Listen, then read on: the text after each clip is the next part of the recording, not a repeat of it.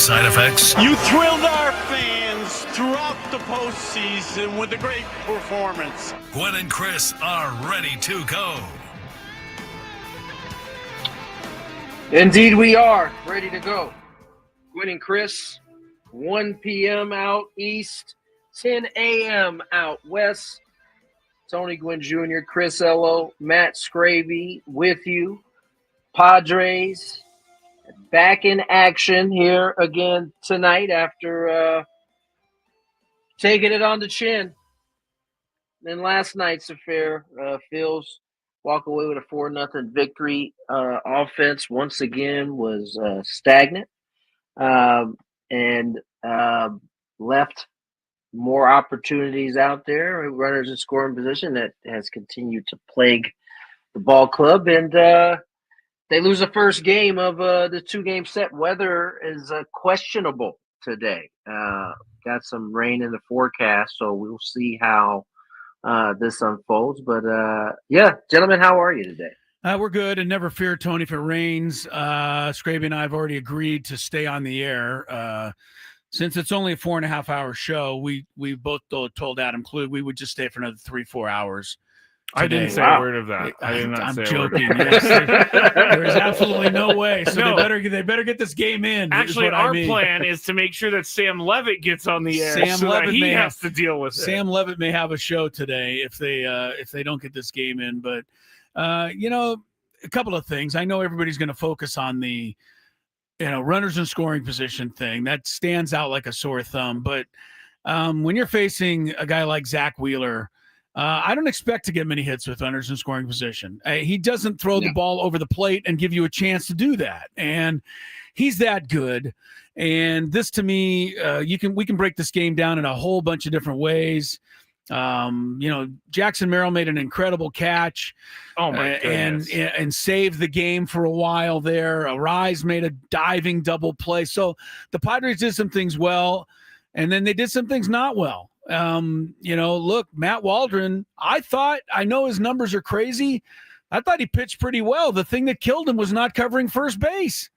That's the thing that ultimately doomed him. Was a little tiny thing like that. And so, I wasn't that disappointed with him. I mean, the ball's, dancing all over the place. Well, hey, that's what a knuckleball does. So, but the bottom line was they had Zack Wheeler. We didn't.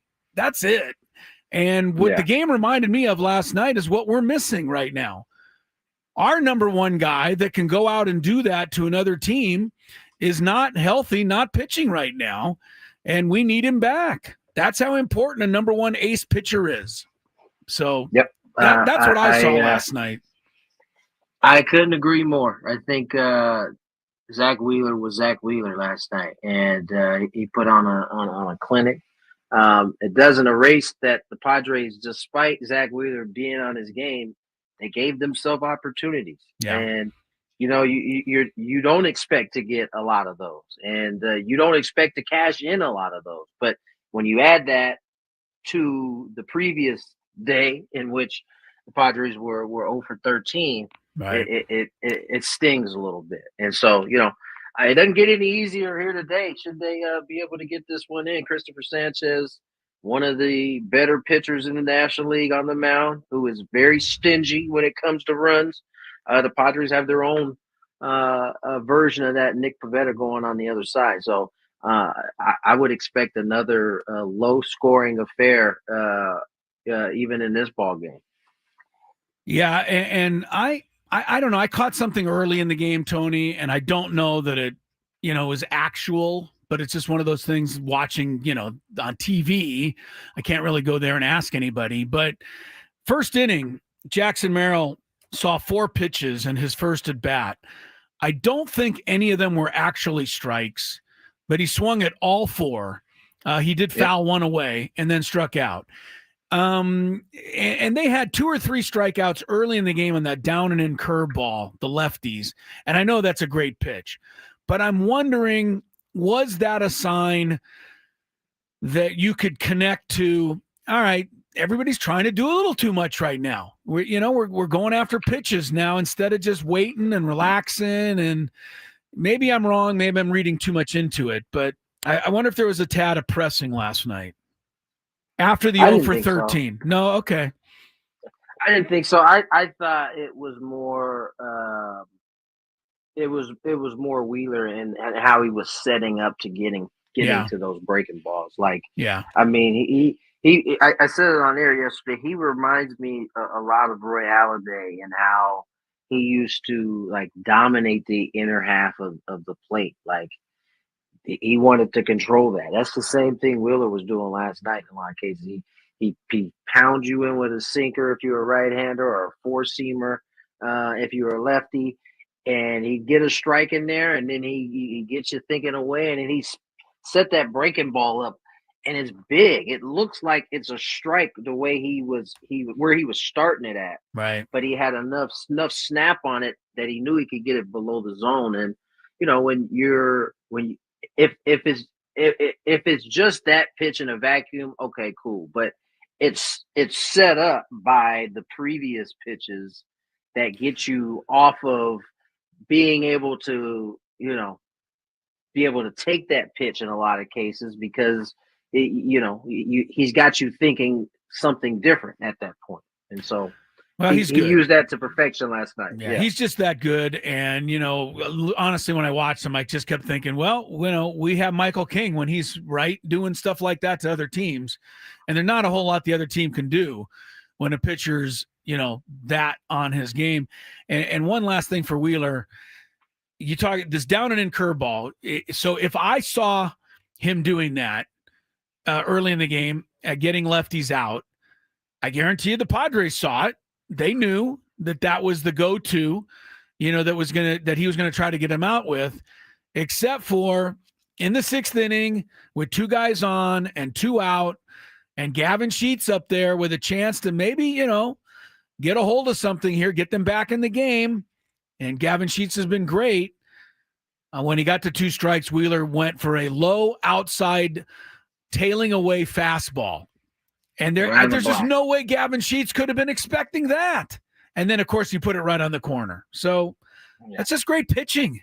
That's what that is. So hopefully tonight they can, get Sanchez at less than his best. And the good news for the Padres, they have Pivetta going, who's been good, but not as dominant on the road as he has been at home. But what'd you think of Waldron? Overall, I mean, the knuckleball was crazy good in a way, because it was almost uncatchable at times. A couple things that I thought it was notable that he stuck with the knuckleball at a very, very high percentage. I think he was somewhere around 70% with the amount of knuckleball. The highest, I think his average was 38% last year. And so I think that's where some of the walks came from, is that typically if he went 2-0 on 2 knuckleballs, he'd throw a sinker or the sweeper to kind of get himself back in. He just kind of stuck with it.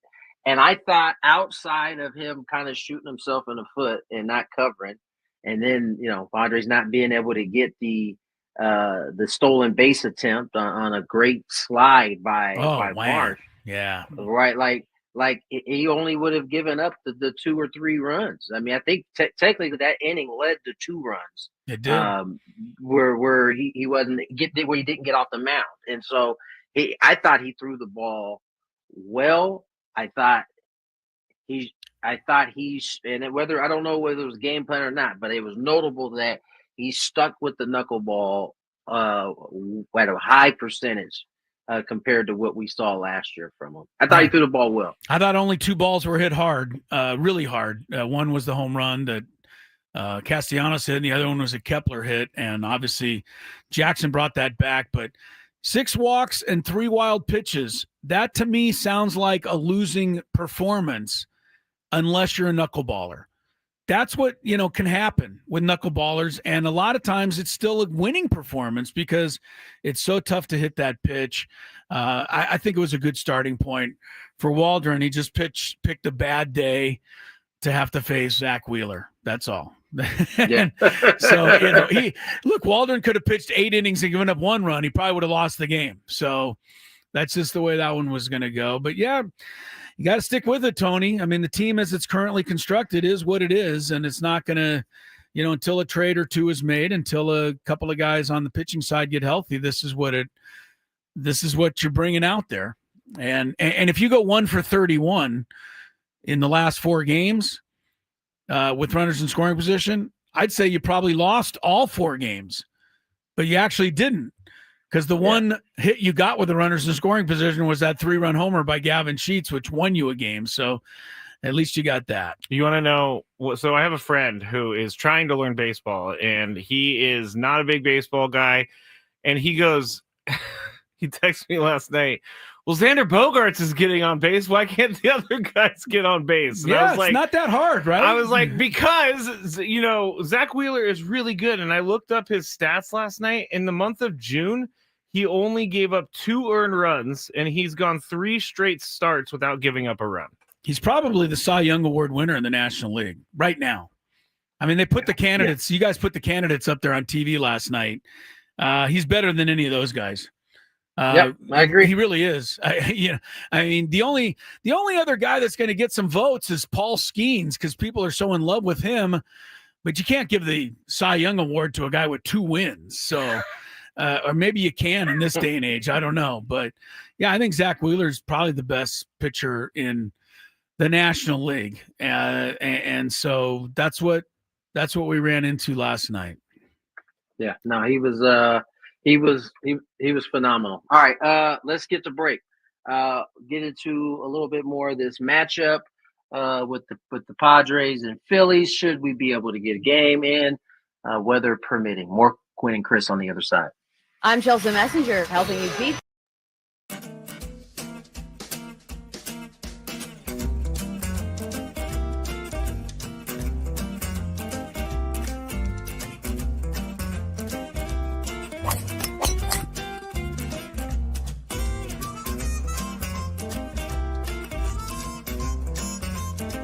These things, it even tells you, hey, there's a canyon over here, don't hit it here.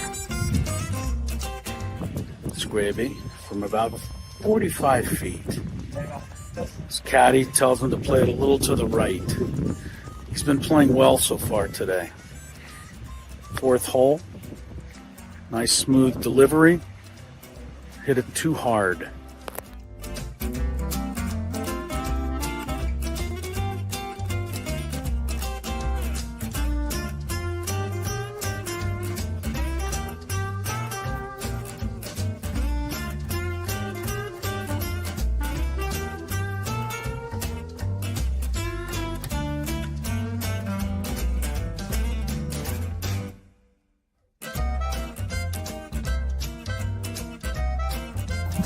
Sasquatch.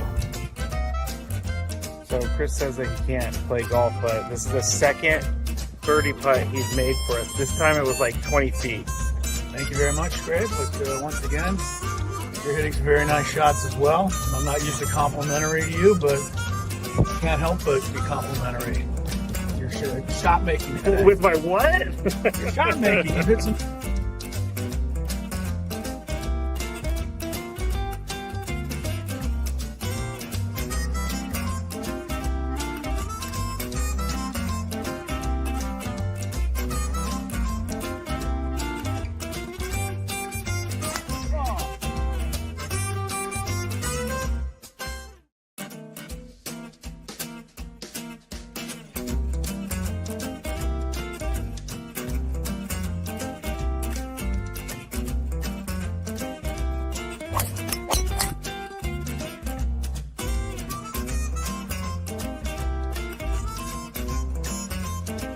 These things, it even tells you, hey, there's a canyon over here, don't hit it here.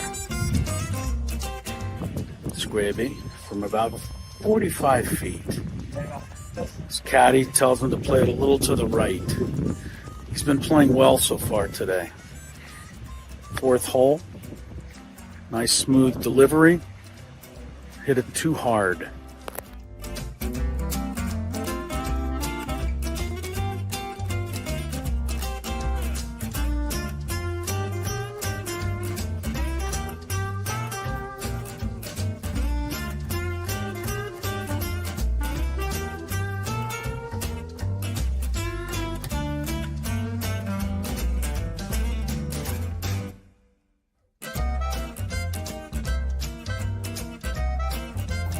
So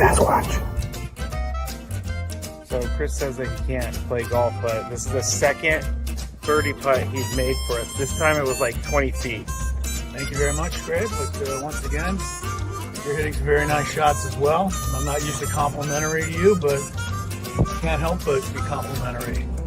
Your shot making today. With my what? Your shot making. You hit some.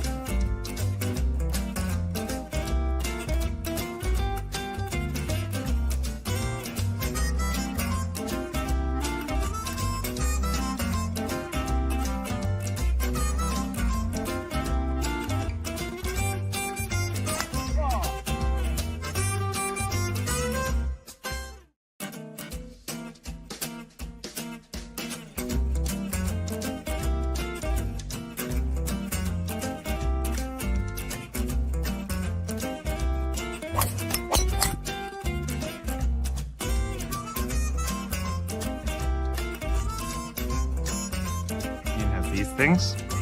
It even tells you, hey, there's a canyon over here. Don't hit it here. Scraby from about 45 feet. His caddy tells him to play it a little to the right. He's been playing well so far today. Fourth hole. Nice smooth delivery. Hit it too hard.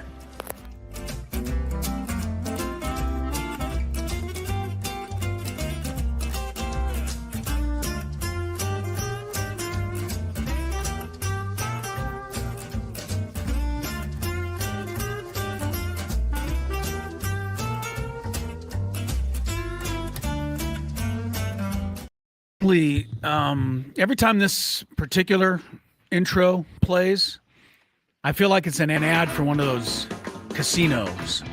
Okay. It's just a casino vibe to that Is one. it? I didn't know I expect that. somebody to come on and go, go to Hamul Casino or wherever you 7 go. Mile Casino. 7 Mile and win lots of money and have a ball.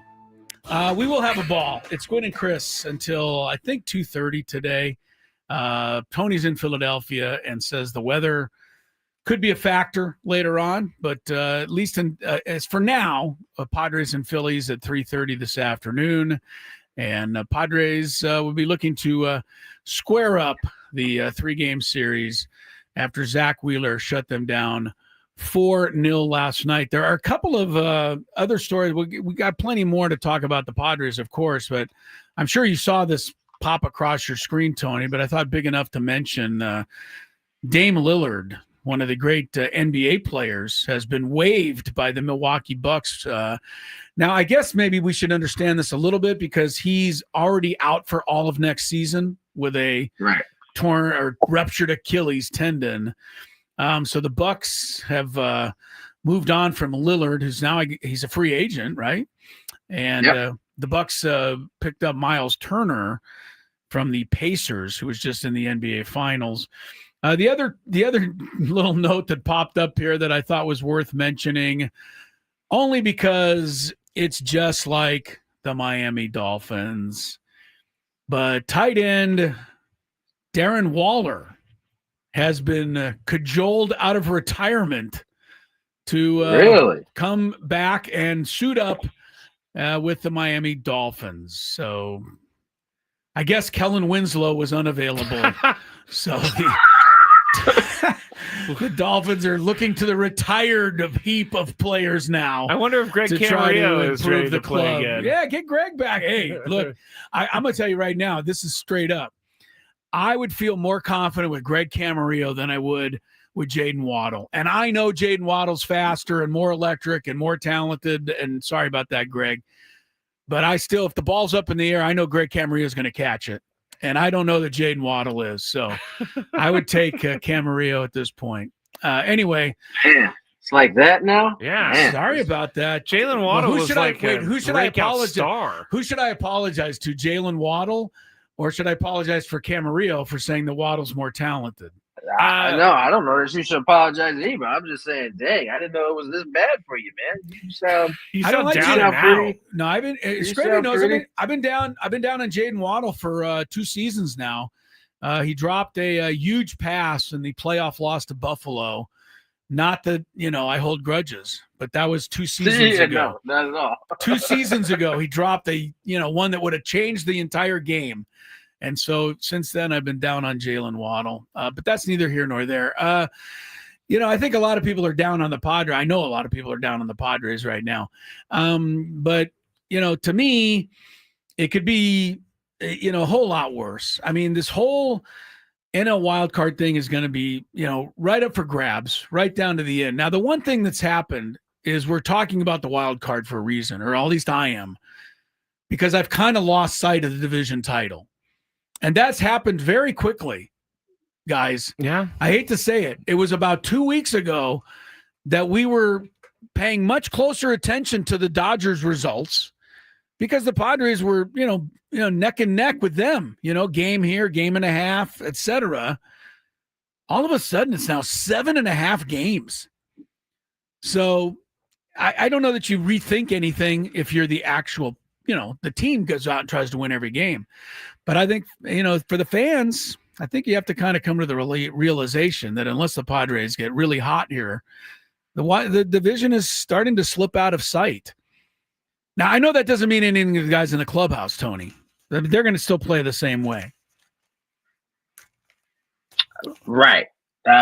Yes, that is accurate. I'm just saying for the fans, though, the 7.5 games, it got there quickly. It did. Right? Yeah, no, I did. I mean, that's what happens when you're not playing at your best. You could slip in a division like the National League West that has a bunch of good teams, and so right now the thought shouldn't even be about the wild card. Frankly, it should just be about trying to get better and get an offense going, all at once. As opposed to a couple guys swinging the bat well. I think that's kind of where it starts, and then you once you start to do those things, then the standings start to kind of take care of themselves, as we saw in last season. So, they just got to figure out, how to get this offense producing at a better clip, or more importantly, how to capitalize on opportunities that they're creating. Well, the offense is certainly the thing that we're all looking at because they absolutely have nobody hitting well right now. And before you tell me that Xander Bogaerts has 3 hits in back-to-back games, I'll tell you that the fans released him. We DFA'd him a month and a half ago, so he's no longer on the team. I mean, it is incredible how hot this guy is right now. I mean, he a week and a half ago had an 8 for 8, and now he's had 6 for 8 in the last 2 games. He's had 4 3-hit games in the last 10. So that's Tony Gwynn Sr. territory there. And, he's hitting with some slug. I mean, he's got 3 doubles in there. He's got a couple of home runs in there.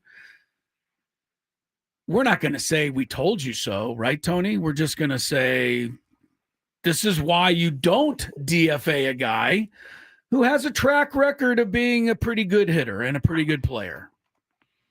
We'll say that he has had a really good 10-game span, and it's promising based on the type of hits we're seeing from him. I mean, 472 in that span. An OPS over 1300. He's got 7 extra base hits. You kind of hit on that a little bit, and so I think you're hopeful that all right, he's gonna be he can get it going. We've seen Gavin Sheets continue. He made 2. He was 0 for 4 yesterday, but he hit the ball on the screws twice, just right at Marsh in center field. So you got guys who are swinging it good. Luis is swinging the bat good again. And so you got pieces that are seemingly swinging the bat good. And listen, I get if at this point you're not ready to count Xander at this point. But the fact is that in the last 10 games, he has swung the bat very well. And you hope he can get it going. And you hope he can keep it going, I should say. Yeah, OPS has climbed over the 700 mark. All right, we have to start somewhere for Xander Bogaerts. The other thing about the game last night, is the game of inches aspect of baseball. Now, it cuts both ways, and the Phillies won the game, and that's not up for debate. But it would have been a lot bigger margin had Jackson Merrill not levitated in center field. Tony called it. Levitate. Yeah. Is that what you – no, that's not what he said last night, but he did call it. No. Jackson went up. I don't know that he mistimed it by a fraction, but he was able to stay up there. Yeah. And pull that one back.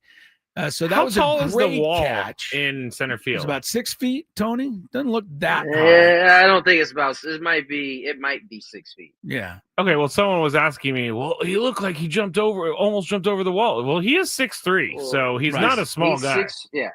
Right. He's 6'3", and he got up. Don't get it twisted. No, he did. That was off a vert. He got up a little bit. Didn't as I said last night, he kind of hung there for a sec because He did. He was a tick early, and it was like, man, it was an impressive play, man. That was pretty good. Anybody who has Max Kepler on their fantasy team, I do. That's You do? I do. What am I supposed to do? I can't draft all Padres. He's on my team. That cost me a 3-run homer, but if it's going to happen, it's. I was glad Jackson did it, but those are hang with thems when you're playing fantasy. You're like, but Arise made a great play to save a couple of runs. However, on the other side, the Padres again, the game wasn't completely over, and I thought Mike Schilt made a very smart move in the 5th inning. And this is one of those good managerial moves that nobody cares about because you end up losing the game. But 5th inning, you got 2 guys on there. I liked trying to get a bunt down for a moment. Try to get a couple of runners over and maybe get 3-1, 3-2, get back in the game, finally score. Unfortunately, Bryce Johnson didn't get the bunt down and lined out. However, Schilt stayed with it and pinch hit right there. Went with took his best gamble in the 5th inning that Trenton Brooks could get you back in the game with one swing of the bat. And how much harder could have Trenton Brooks hit the ball? I mean, he creamed it.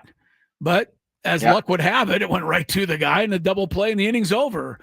So those are the game of inches things I'm talking about. I mean, if that ball sails a little higher, it goes into the gap, it's a triple, and it is 3-2. So, it is funny. They're struggling mightily. They get shut out. A lot of people out there probably going with the old standby Scraby. They're not trying very hard. I don't see any effort, that whole complaint. I see. But it's really not that. It's just a crazy couple of things. Waldron gets off the mound a tad late.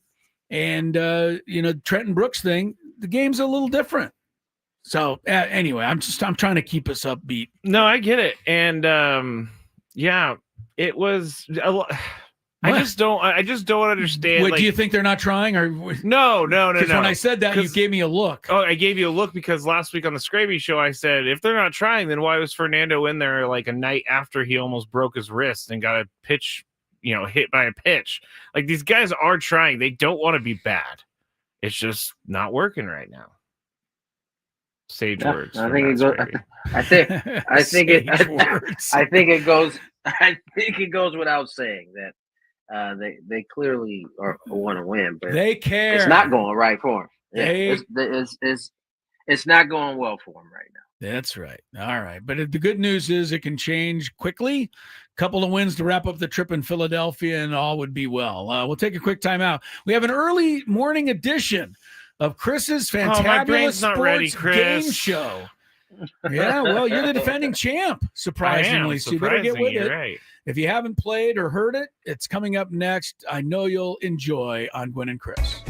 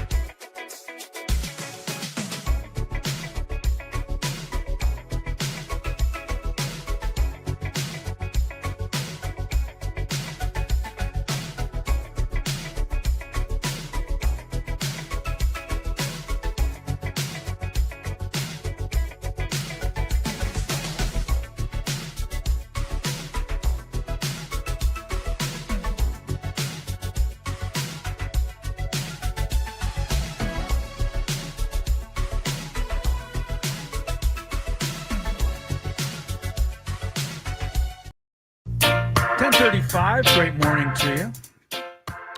I feel a little better today, Scrape, than yesterday morning. Because yesterday was the first day we were in at 10 a.m. and my body wasn't ready for it. Today, a little better. I feel a little more prepared. Not sure why I was able to make such a dramatic improvement in one day, but I feel better. Yeah, How I'm about not you? sure either. Oh, You don't feel better? Well, Lucky kept me up all night. What is with up a with your stomach dog? ache. I mean, take care of your dog. Hey, wait, hey. Well, I do take care of my dog. Well, when dogs have stomach ailments, it's normally because owners of dogs feed them things they shouldn't. I do not feed him anything because I do Uh-huh. not. Nope, I do not want him to be a dog that is a mooch. So I don't feed him things. I have a feeling he ate something on the hill, and now he's just throwing up. And he's not throwing up. He's just going to the bathroom a lot. And he kept me up all night, so that's why I'm a little grumpy, guys. When he keeps you up, first of all, That's why. Does this happen all the time? yeah.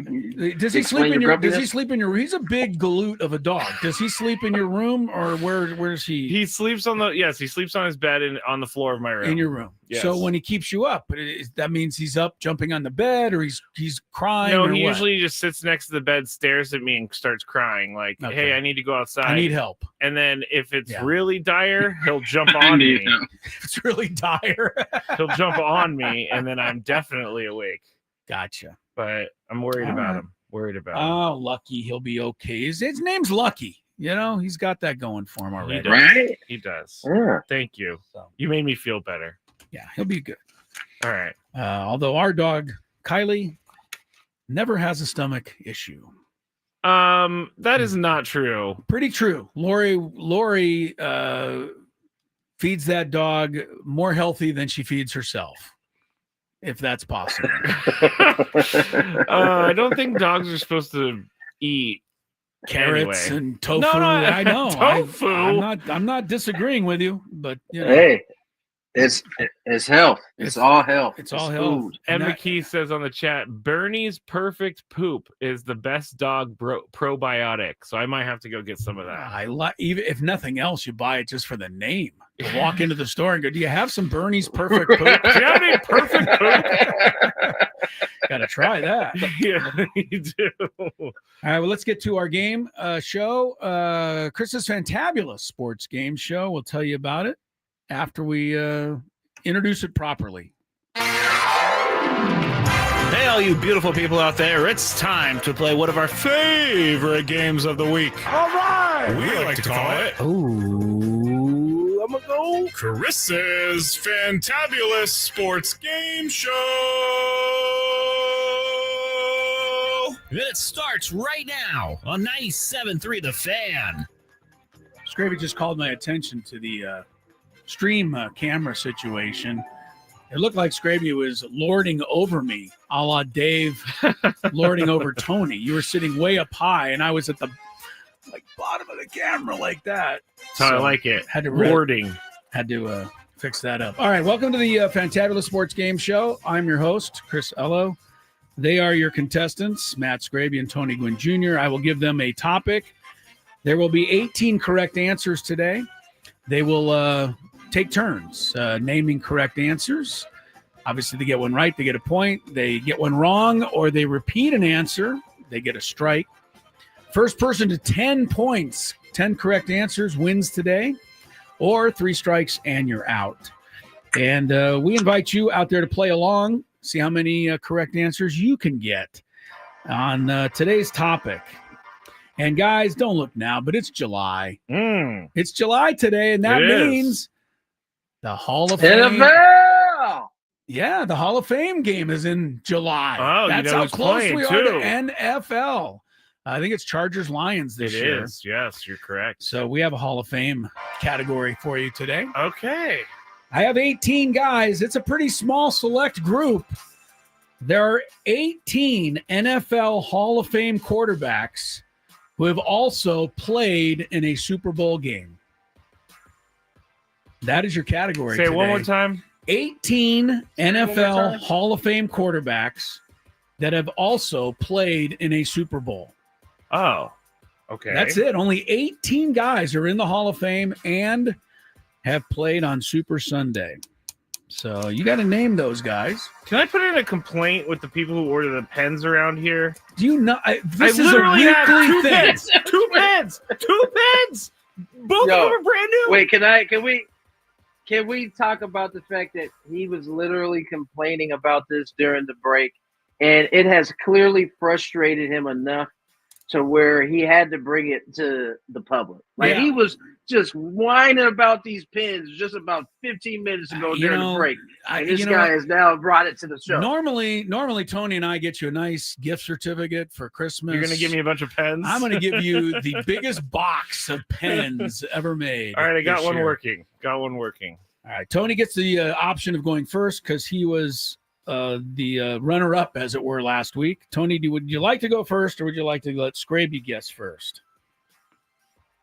I'll go first. All right. It is NFL Hall of Fame quarterbacks who also played in a Super Bowl, and there's only 18 select guys who have done it. Tony, you're first. Go ahead. Steve Young. Starts right at the alphabetical bottom of the list. Wow. With Steve Young. You stole that from me. Steve Young played in Super Bowl 29. That's why I took it. Super Bowl 29 Oh, yeah, for how'd the that go? 49ers. It went good for him and not so good for the Chargers. Yes. That was Young's lone Super Bowl appearance, but he made it a winning one with 6 TD passes. Get that monkey off my back is what he said after. Yeah.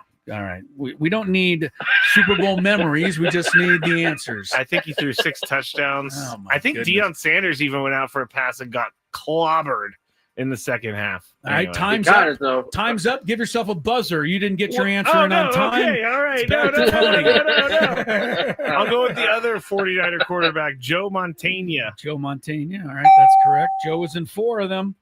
And, of course, he won them all. Perfect 4-0 for Joe Montana. One of the reasons why he's considered one of, if not the greatest quarterback of all time. I don't believe he threw an interception in any 4 of those games. Wow. Tony Gwynn Jr., you are up, sir, in a 1-1 tie. Hall of Famers who also played in the Super Bowl. This might be a tougher category than I think because Peyton Manning. Peyton Manning is correct. Yep. Peyton played in 4 Super Bowls. He played in 2 for the Colts and 2 for the Broncos. He split for the Colts and he also split for the Broncos. So he's 2-2. Peyton Manning is correct. Tony takes a 2-1 lead. Just want to double check this. No, never mind. Okay. No hints. Oh. Scraby, you're up. Give me a Hall of Fame quarterback who played in the Super Bowl. Let's 15 see. correct answers remaining. I'm going to go Johnny Unitas. Johnny Unitas. Well, you're really drumming one up. Johnny did play in 2 Super Bowls. He came off the bench in Super Bowl 3, and he started Super Bowl 5 for the Baltimore Colts. And Johnny Unitas is a Hall of Famer. So I was just about to say, qualifies. when is he going to drop the fact that he's not a Hall of Famer on me? Because this is how he sets things up. Johnny U. Oh, God. Johnny U's in the Hall of I Fame. know. Are you I kidding was me? like, am I wrong? Nope, you're not. 2-2. Correct. And it's time for Tony now. I'm just surprised you thought of him so early in the game because that's not necessarily a newer generation signal caller. Go ahead, Tony. How about Brett Favre? Brett Favre. Yep, that's a correct answer. Brett played in back-to-back Super Bowls. Super Bowl 31 and 32. He won the first game against Parcells and the Patriots, and then came to San Diego as a heavy favorite and got beat by the Broncos.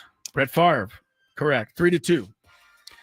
Tony Scraby, you're up with 13 correct answers remaining. Mr. Elway. Yeah, that was. I probably leaned you into that direction because He did nothing of the I'm sort. just saying the game that Favre lost was to Mr. Elway. Of all of the Hall of Fame quarterbacks, this might surprise you. John Elway has played in the most Super Bowls of guys in the Hall of Fame. He's played in 5, and he's 2-3 in those. Would you rather play in games. 5 and be 2-3, or would you rather play in 1 and win it? I'd rather be 2-3. Okay. Although Elway probably didn't like the fact he was 0-3, but then he was able to win his last 2. 3-3 is the score. Tony Gwynn Jr.'s turn. 12 correct answers remaining. Hall of Famers who played in a Super Bowl. See, this list is tougher than I thought. It's getting tough. I thought it was going to be kind of Kurt roll off Warner. the tongue, but it's not doing it. Yeah, Kurt Warner's correct. Oh, no. That was my last one. Warner and Manning are the only two that played for different teams on this list. Warner played in 2 for the Rams and 1 for the Cardinals. He had a record of 1-2. Tony leads 4-3. There are still 11 correct answers. These are all Hall of Fame quarterbacks, so you know who they are. You just have to come up with them. They played in a Super Bowl game. I'm going to say Scraby to tie it.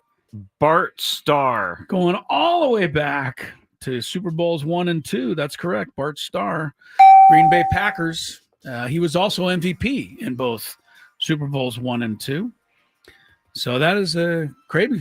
Going back to the old days. I'm trying to think of my childhood. Well, that's not your childhood. That's like your father's childhood. That was an easy one, though. I don't even think that was my dad's childhood. I know. It's way back. All right, 4-4. We got 10 remaining. No strikes. But I think it's going to be not too much longer before we get a strike, potentially. Tony. Oh, dang. I didn't write down the first couple, so I'm like, can't remember if he said it. I don't want one of those. No, you've been doing that lately. I have. How about Terry B? Terry Bradshaw. That'll get you one. Yeah. Yep. Oh, that is a good one. Yeah, Bradshaw, much like Montana, started in 4 Super Bowls and won them all. Perfect 4-0 for Terry Bradshaw. I think people just think of him now as kind of this old crotchety guy who's lost his marbles. Yep. Right? If you watch him on Fox, I mean, he's like, what has happened to this guy? But he was a pretty good quarterback. He got hit in the head a lot. He was a pretty good quarterback. He also had 2 Hall of Fame receivers that helped him out. In Lynn Swan and John Stallworth, 5-4 lead for Tony. We're halfway home. 9 correct answers, 9 remaining. I'm going to choose No a guy strikes who yet. made my childhood horrible in regards to the NFL. And that was Troy Aikman. Yeah, I thought you'd get him. Aikman played in 3 Super Bowls for the Cowboys, and he was perfect.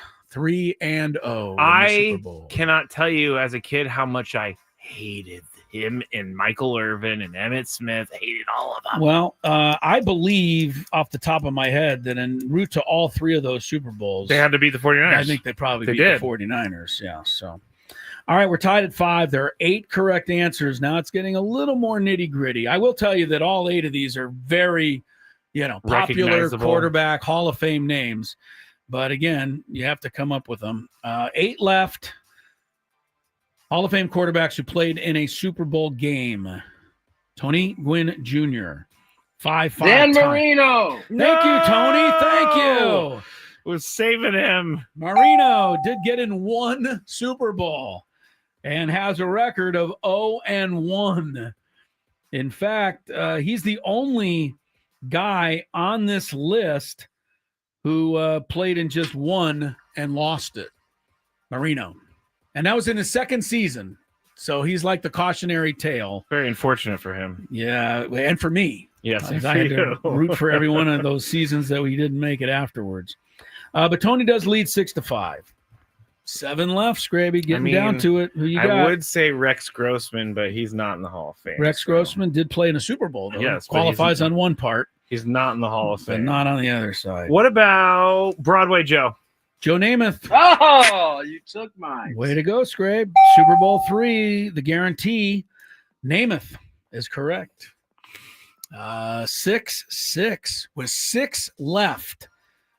Can you get the last 6 guys who played in a Super Bowl that are also in the NFL Hall of Fame? How about you out there? How are you doing? You got any of the 6? Let's see if Tony's got one right here. No score or no strike slip. Tony. How about They'd have to cut that and re-edit that scene. Tony. how about Bob Greasy? Yay, thank you, Tony. Another Dolphin. Yes, sir. I would not have thought of that Greasy was in 3 straight Super Bowls. Lost the first one, won the last 2. He was in Super Bowl 6, 7, and 8. And Tony coming up with the Dolphin hero there. I don't know if this guy 7-6, 5 left. Scrape, can you do it? I don't know if this guy is in the Hall of Fame yet. That's a tough one. That is a tough one. I'm gonna go. What about old Fran? Francis Tarkenton? Yes. Good one, Scraby. Very impressed by you on that. Yes, Fran Tarkenton is in the Hall of Fame, and he started 3 Super Bowl games. Wow, okay. He lost them all, but he did do it. Super Bowls 8, 9, and 11. Sir Francis. Sir Francis. Yeah. The one thing about Tarkenton that gets lost in the shuffle, one of the craziest, greatest scramblers of all time. Oh, yeah, I've seen He could videos. run around back there for like 25 minutes sometimes before he threw the ball. I've definitely seen videos. Yeah. All right, 7-7. We're down to 4 to go. Right down to the end. You guys have not missed one yet. I'm very proud of all of you, both of you. Who are the final 4? Start with you, Tony Gwynn Jr. Hall of Fame quarterbacks who played in a Super Bowl. Do you have one? Speaking of losing them all, how about Jim Kelly? Yes, I think I might have leaned you there with that last. Wasn't a clue, but didn't even think about Tarkenton led to Jim Kelly. Yes, played in 4 Super Bowls in a row, and they didn't win them all, any of them. But Jim Kelly is certainly qualified as a Hall of Fame quarterback. Good one. Tony leads 8-7. All right. 3 to go. You guys are doing amazing. I'm really proud of you. I don't know if this guy's in the Hall of Fame yet. Well, give it a guess. You got 3 correct answers out there. I'm going to go with let me think real quick. What? He's thinking real quick. You can do that. We're at this point. We're at this stage of the game where thinking is allowed. Dallas, we've already. Oh, he's going through every team in football now. What about Roger Staubach? Is that your guess? Staubach? Is that your guess? Yes. Roger Staubach is correct. He played in 4 Super Bowls, 6, 10, 12, and 13.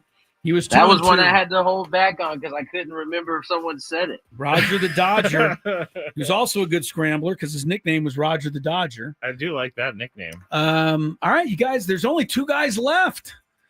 We're almost at the top of the hour. We may have to go to a tiebreaker if we see we got 2 guys left. Can you come up with them? 2 Hall of Fame quarterbacks who also played in the Super Bowl. Tony is up with no strikes between you guys yet. Please don't let this one have been said already. I'm going to go with – let me make up my notes real quick, make sure. Lynn Dawson. Sitting there smoking a cigarette at halftime of game 1. I didn't know his name, but I saw the picture. Lynn Dawson. He was in 2 Super Bowls with the Chiefs. Super Bowl 1 where he smoked a cigarette and also Super Bowl 4. All right, we've come as far as we can go, but I do have a tiebreaker that is a good tiebreaker if you tie it up, Scraby. There is one name that will tie this up. It is 9-8. 17 of the 18 Hall of Fame Super Bowl quarterbacks have been named by you guys in a row. You haven't missed a one. Scraby, to stay alive or at least to extend the game. What do you have over there, I'm sir? trying, Chris. I'm trying. I'm sure you are. And, it's easy for me. I'm looking right at it on the sheet, but I typed it up. So, all right, I'm just going to go with a name that I think you have a minute before the break. I'm going to give you a minute. You're going? I'm just going to go for it because I've had this written down for a while. Cannot remember if he's in the Hall of Fame, but I know he played in Super Bowls. Ben Roethlisberger. Ben Roethlisberger. Big Ben. Played in how many? 3? 3, maybe 4? Not yet in the Hall of Fame. I knew he was 2-2. Oh, yeah. That's a strike. But it's not over yet. Tony could get a strike. No, he could get a strike, and then you could come up with it. The game is not over yet. Tony needs to still get this last one to clinch it. And he's going to have a moment to think about it because we're at the top of the hour. Can extend the drama. Tony, can you extend the drama for a moment? I can extend it for one moment. All right. Well, when we come back, hopefully Tony will name the last Super Bowl MVP quarterback and he'll win the game. If not, we'll see what happens. More Gwynn and Chris still to come. Can you name that last one out there?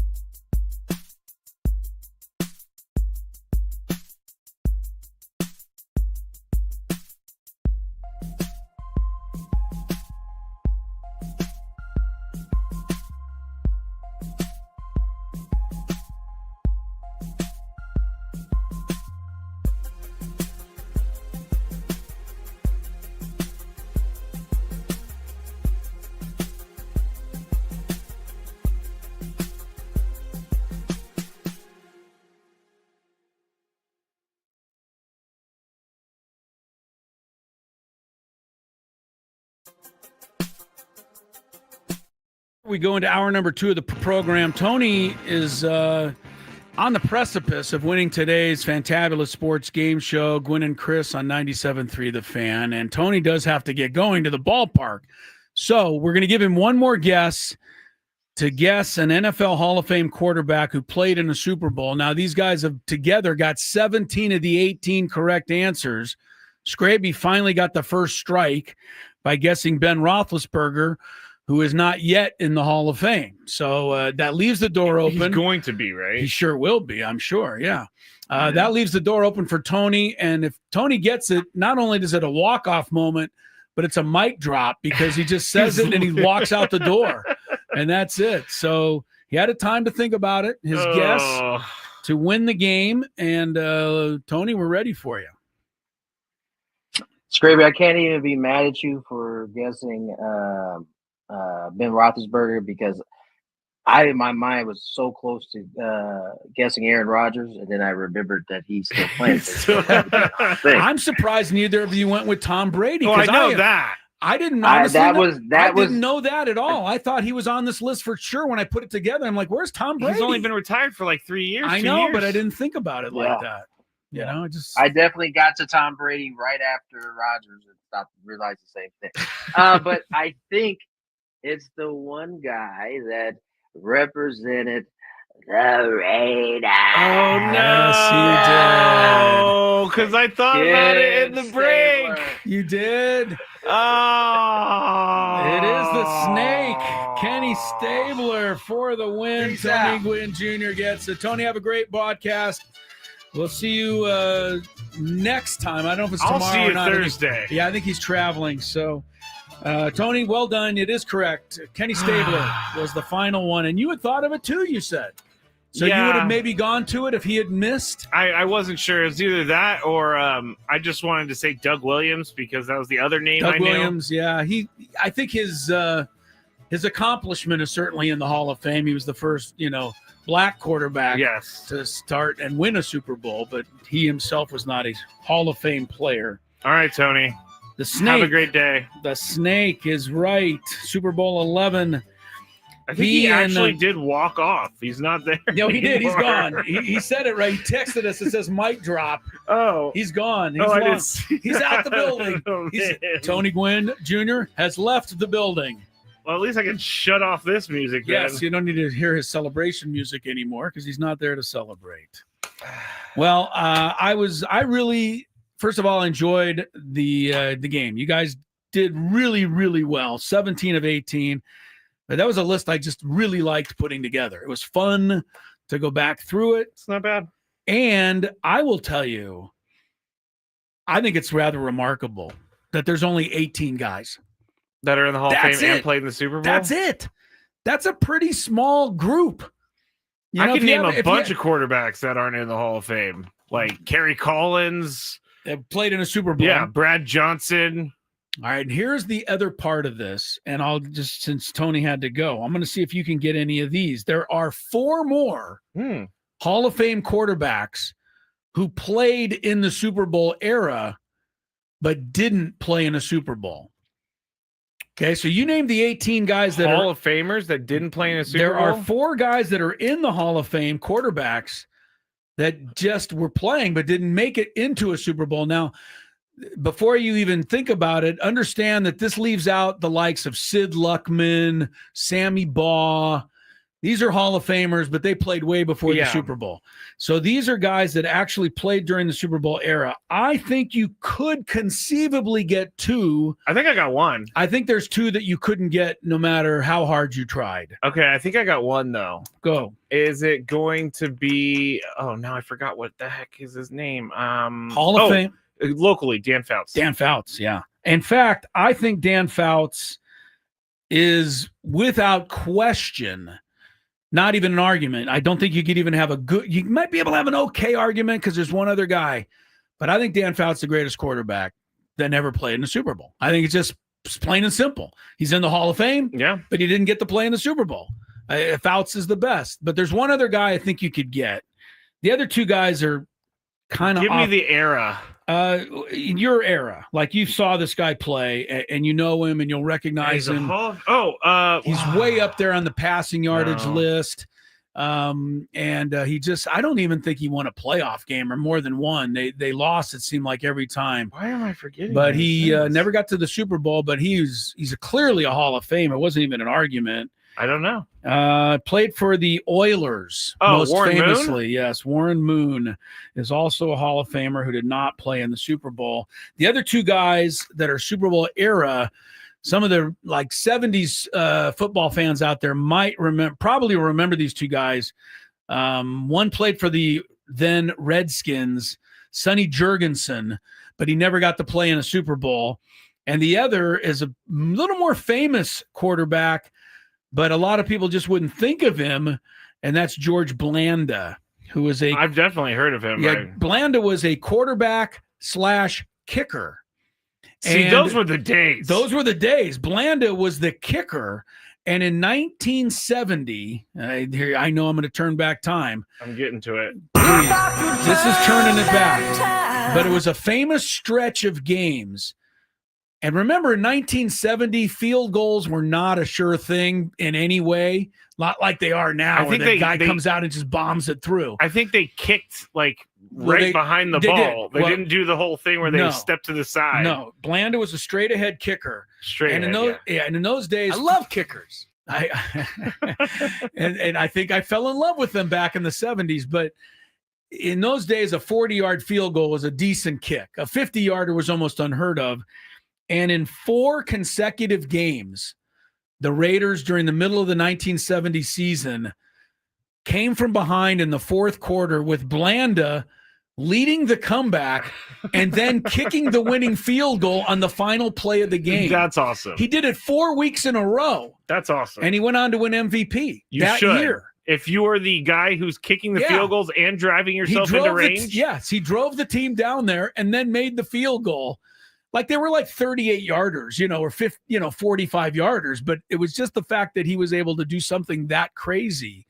That is crazy. That would be so much fun if there was a quarterback like that in these days. Timeout. Tua calls timeout, and now he's taking off the flak jacket, and Tonga Vailoa is going to line it up for 51. He's changing his shoe. Yeah, but I don't think Blanda changed his shoe. I would hope he wouldn't have had time to change his shoe. I mean, let's be real. I don't think they were changing shoes back then. I mean, he just wiped off the sweat on his brow and lined up to kick the field goal. That's not bad. That's great. It's a great moment in NFL history. You know who I really wanted to be great, but wasn't really? Cordell Stewart, because he was Slash. He was a receiver, quarterback, and a punter. I don't remember him punting. He did punt a few times. Did he? You know who was an excellent punter, NFL quarterback in our era? Not one of the greatest punters of all time. Pure punting is Sammy Baugh. Who was famous for being a quarterback, but Sammy Baugh was, back in that day was, booming them. But the punter of recent vintage who was a quarterback is Randall Cunningham. And Randall Cunningham, I'm almost sure you can find this, had a 90-yard punt once out of his own end zone when he was with the Philadelphia Eagles. So that's incredible. Yeah, Cunningham was the punter when he quarterbacked at UNLV. I got to say, Cordell Stewart punted once for the Steelers. They punted 5 times for the Ravens. Didn't even know he played for the Ravens. I didn't either. Look up Cunningham just for fun if you have a second. I wonder how many times he punted. I know that he had a 90-yarder on one occasion back then. Yeah, Cordell Stewart's long was 42. Okay, so I think Cunningham beat that for sure. Let me see.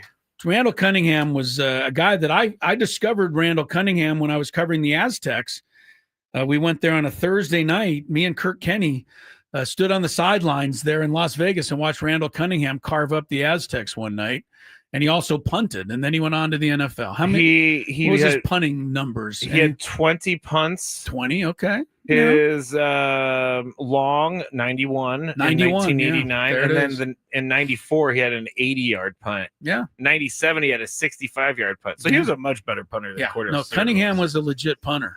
I mean, have you ever Have you ever? Well, yeah, because you did college sidelines and stuff. But have you? I went on the field one time when the Chargers were in town, and I was just standing there watching the punters.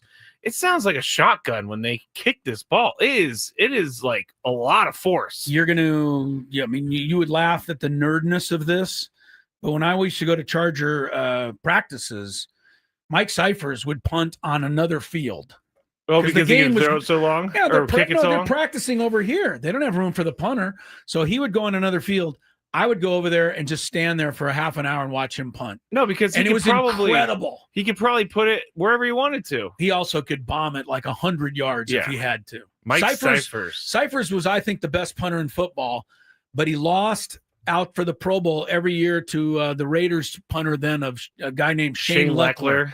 Shane Leckler used to beat him out every year because Leckler was like, for lack of a better comparison, Leckler was the Nolan Arenado to Cyphers Manny. Because Cyphers was an incredible punter for the Chargers, one of the best I ever saw, as was before him, a good friend, Darren Bennett. Yeah, I was just about to say, I actually worked with him when I worked at Chargers Radio, and then realized that he lived down the street from me. He drove by one day. Darren Bennett's a great guy, number one. And number two, every time you see an end-over-end punt, he invented that.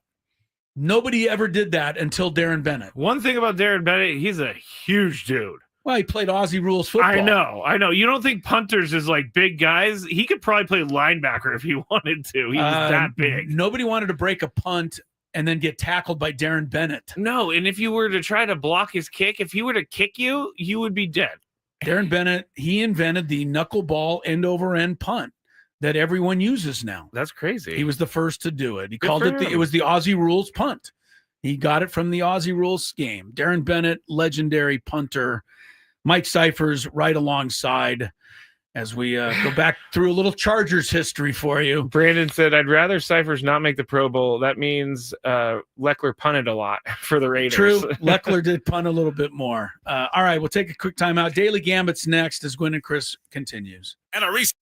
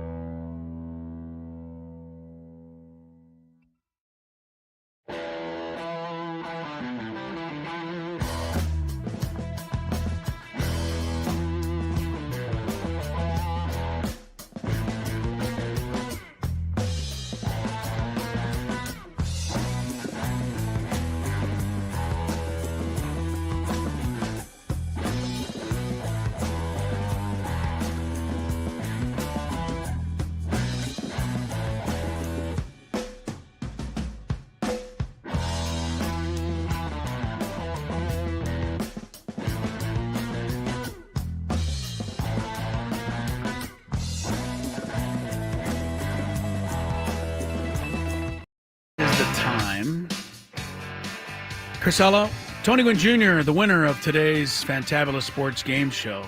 Thrilling fashion, the mic drop victory over Matt Scraby. We welcome you back, and Tony is getting ready for his broadcast today. Hopefully he'll have a game to broadcast. Apparently the weather is in question a little bit there in Philadelphia.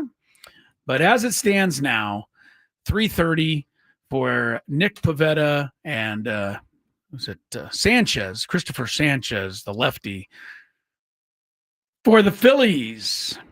And Scraby and I are going to do a little daily gambit stuff, a segment that I did particularly well in last night. I have not been doing well lately. Do you like money? I think about money a lot. Do you like money without doing anything? Winning. Do you want to make money while watching sports? I think Washington is immortal luck. Washington! Woohoo! If you answered yes, this is your segment. Just don't blame us when you lose. Nothing is ever your fault. It's your game. Take it. Gwynn and Chris go through the top bets of the day in The Daily Gambit on 97.3 The Fan. Daily Gambit is our daily sports betting segment here on Gwynn and Chris. Please, everybody, gamble responsibly. Looking at this Philadelphia weather, Chris, it does not look good. I'm just going to say there's lots of clouds everywhere, lots of rain everywhere. So we'll keep you up to date on what's going on with the game.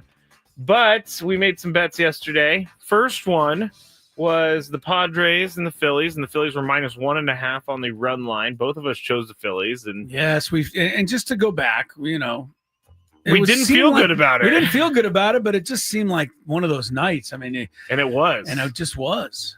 Dan Zack Wheeler. I keep calling him Dan. Who's Dan Wheeler again? He pitched like in the 70s, I think, for somebody. I don't know.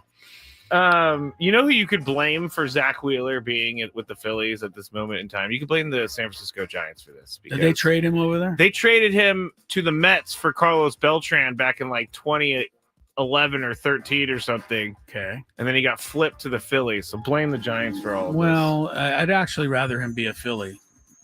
Than be because if he was a Giant, we'd have to face him 6 times a year. Great point. This guy's really, really good, and he owns the Padres, which we will discuss more in our notes on a scorecard. Okay.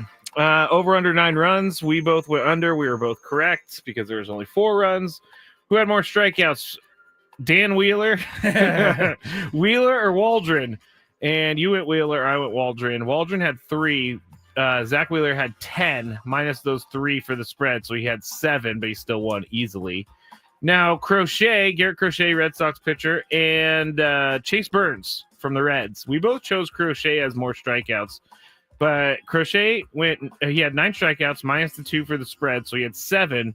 Chase Burns went a third of an inning and didn't get any strikeouts. He has an ERA of 1.35. Yeah. It's ridiculous. Rookie pitcher, and first of all, he had an error early in the inning there, so I think that doesn't help. That unglued him a little bit, and then before you know it, like balls were flying off the green monster, and yeah. As a manager, are you just like, I mean, do I just let him die out there because I can't go to my bullpen? He didn't let him die. I mean, it took a couple minutes for somebody to warm up. He had to. No, leave but that's him what in. I'm saying. Like you've just scratched the entire game now. And you're going bullpen game. He had no choice but to get him out. He's a brand new. He's going to be a superstar. This guy throws 103 miles an hour, but he was leaving the ball up in the zone, and the big league hitters will hit it. That's true. So you get him out as soon as you can. You pat him on the back. You tell him, to hang in there. That's what happens, and go back. But yeah, you couldn't leave him in any longer. Okay, because that would have could have been damaging if he gave him like 14 runs. You can't do that. That's mismanagement right there. ERA is like 900. Yeah, no, Terry Francona is a little too smart for that.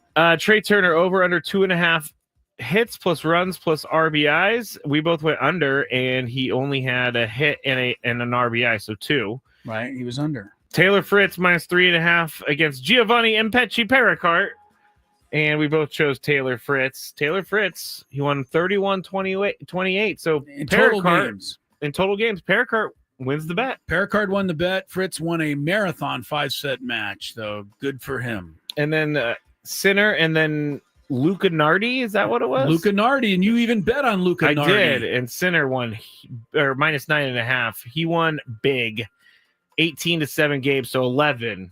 Yeah, Sinner was the winner there. And last is Sinner was the winner. Yeah, the other match didn't get underway, so don't worry about that. Right. I'm 6-1. You're 3-4. 6-1 is not. I wish I could have done stuff like that once in a while when I was actually putting money out there. Yeah, I agree. I mean, I probably never went 6-1. Like never. Well, once. that's because you're overthinking it because you're actually putting money down. Yeah, now maybe it's more relaxed. All right, tonight, Padres and Phillies, 8.5 runs is the total. Excuse me, I'll let you go first. You got Pivetta and Sanchez. What do you think, Scrape? I mean, it's going to be a rain game, maybe. Yeah, right. It may not be played, but if it is played. I will go with under. I mean, you almost seems like you have to bet under the way the Padres are scoring right now. If anybody's going to get to the 8, it's going to be the Phillies. And Pivetta has been good, but not as good on the road. I mean, he's pretty much normal on the road as opposed to dominating at home. I just have a funny feeling. Over. Okay. Pivetta -1 strikeout or Sanchez? I'll take Sanchez. Pivetta on the road not as good, and the Padres not hitting much. I'll take Sanchez here. Yeah, I'll take Sanchez as well. Wow. All right. How much do you believe in Fernando Tatis Jr.? 1.5 total bases, over under. That means he either needs 2 singles or a double, triple, or home run. He did have 1 single last night, but otherwise, I gotta say, I'm no hitting coach, but I mean, just weak swings, just easy ground ball outs, like not any really authority behind it. For lack of a better term, Fernando looks almost lost up there. And he's got to figure it out because he's going to bat 3rd or 4th and be a guy. So anyway, what do you think here? Can he do it tonight? You know, just to put some good vibes out there, I'll say over. I'm going to say over too because he owns lefties. It's just a matter of getting back to that mindset where he just crushes lefties. Like Fernando a couple of years ago was getting like 1,200 OPS against left-handed pitching. You have no comment? No, I'm just reading the chat because it's like when it rains, it pours. Someone from Texas said Tatis stance changes worrying. ... Head case. Fernando, a head case. Padres need a sports psychologist ASAP or get their vision tested. Padres are getting swept. Team lacks energy across the board. I knew we were going to hear that one. Yeah, they lack energy. No one has energy when you're losing. And especially when you're shut out. Yes. And when you are facing Zack Wheeler. All right. Dodgers are home to the White Sox. Uh-oh. It's only 1.5 runs. That seems like an easy one. That's a standard, but... Yeah, but I would raise it to 2.5 for this game. What are you doing? Dodgers? I'm going to go, yeah. I mean, you can't go White Sox there. Sorry. Astros at Rockies, 11 runs over under. The Astros are quietly playing great baseball. They have snuck up on both the Tigers and Dodgers for best record in all of baseball. That is sneaking. So the Astros have been doing really well. 11 runs always seems like an easy one at Coors Field, but this year the Rockies don't score. So I'll say under. I'll go over. You'll still go over. WNBA, Minnesota at home, 8 points over the Indianapolis Fever. Indiana Fever. Caitlyn Clark is supposed to return to action tonight after missing a couple of games. If that means anything to you. It doesn't. Fever's 8-8. The Lynx are 14-2. Oh, I'm going Minnesota. You're giving the 8 points? Yeah. Wow, that's a lot, Scrape. Minnesota. Well, I think with the return of Caitlyn Clark, Indy hangs tough. Everybody's new favorite, Sophie Cunningham. Yes, people do love her now. The Caitlyn Clark protector. Yes. Caitlyn Clark is 18.5. Wait, did you go? I went Indy here. Okay. +8. But I will take Caitlyn Clark under 18.5 points. She herself has not been shooting that well of late. Say you. Got 2 minutes left. Under also. All right. This is the women's match. Coco Gauff, 4.5 games over Dana Yastremska. that was supposed to be played last night. They moved it back. It's starting here in a little while.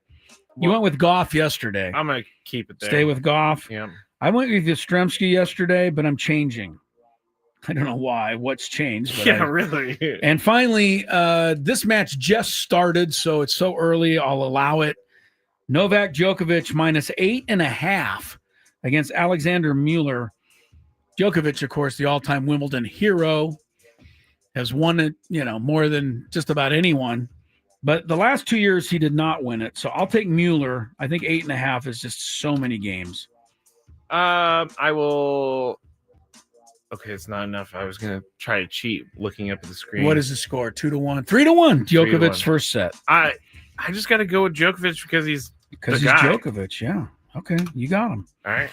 All right. We'll take a break. More Gwynn and Chris is on the way. I got notes on a scorecard. Another segment that, being kind of new to this time slot, you may not have heard out there yet.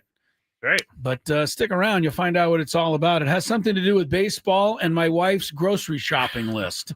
When Gwynn and Chris continues. Ben and Woods.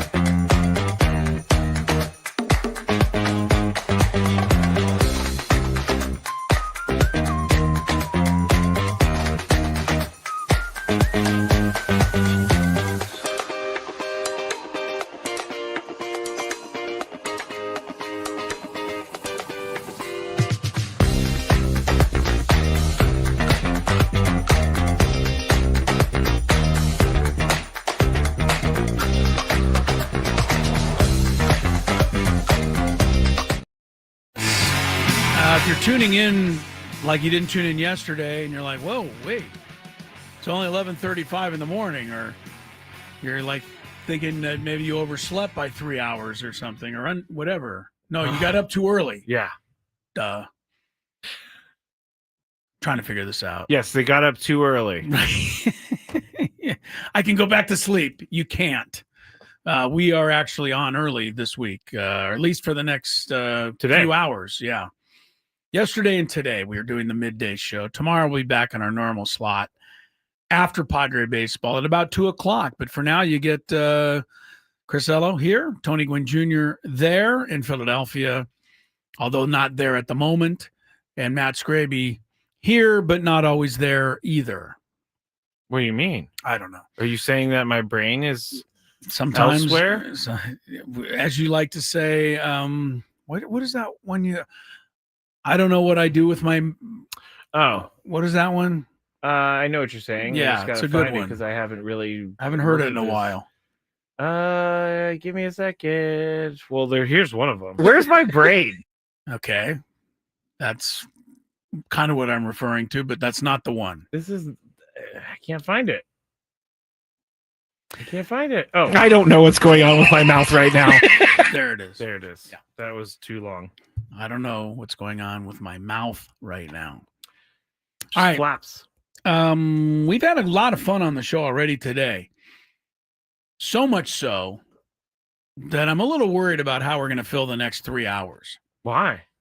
Because we've used a lot. We've fired a lot of our bullets in the early going. Good. We're good. Oh, yeah? Oh, yeah. Okay. We got Chris versus the Fans at noon. We got the Big Five at 12:40. Mm-hmm. Then there's 2 more hours of the show after that. And then we just sit there and describe paint drying. Well, let's hope we can do better than that. Right now, we take you to a segment that's relatively new on the program. Came about earlier this season when I was watching a Padre game at home prior to the show, afternoon game when we had the show after.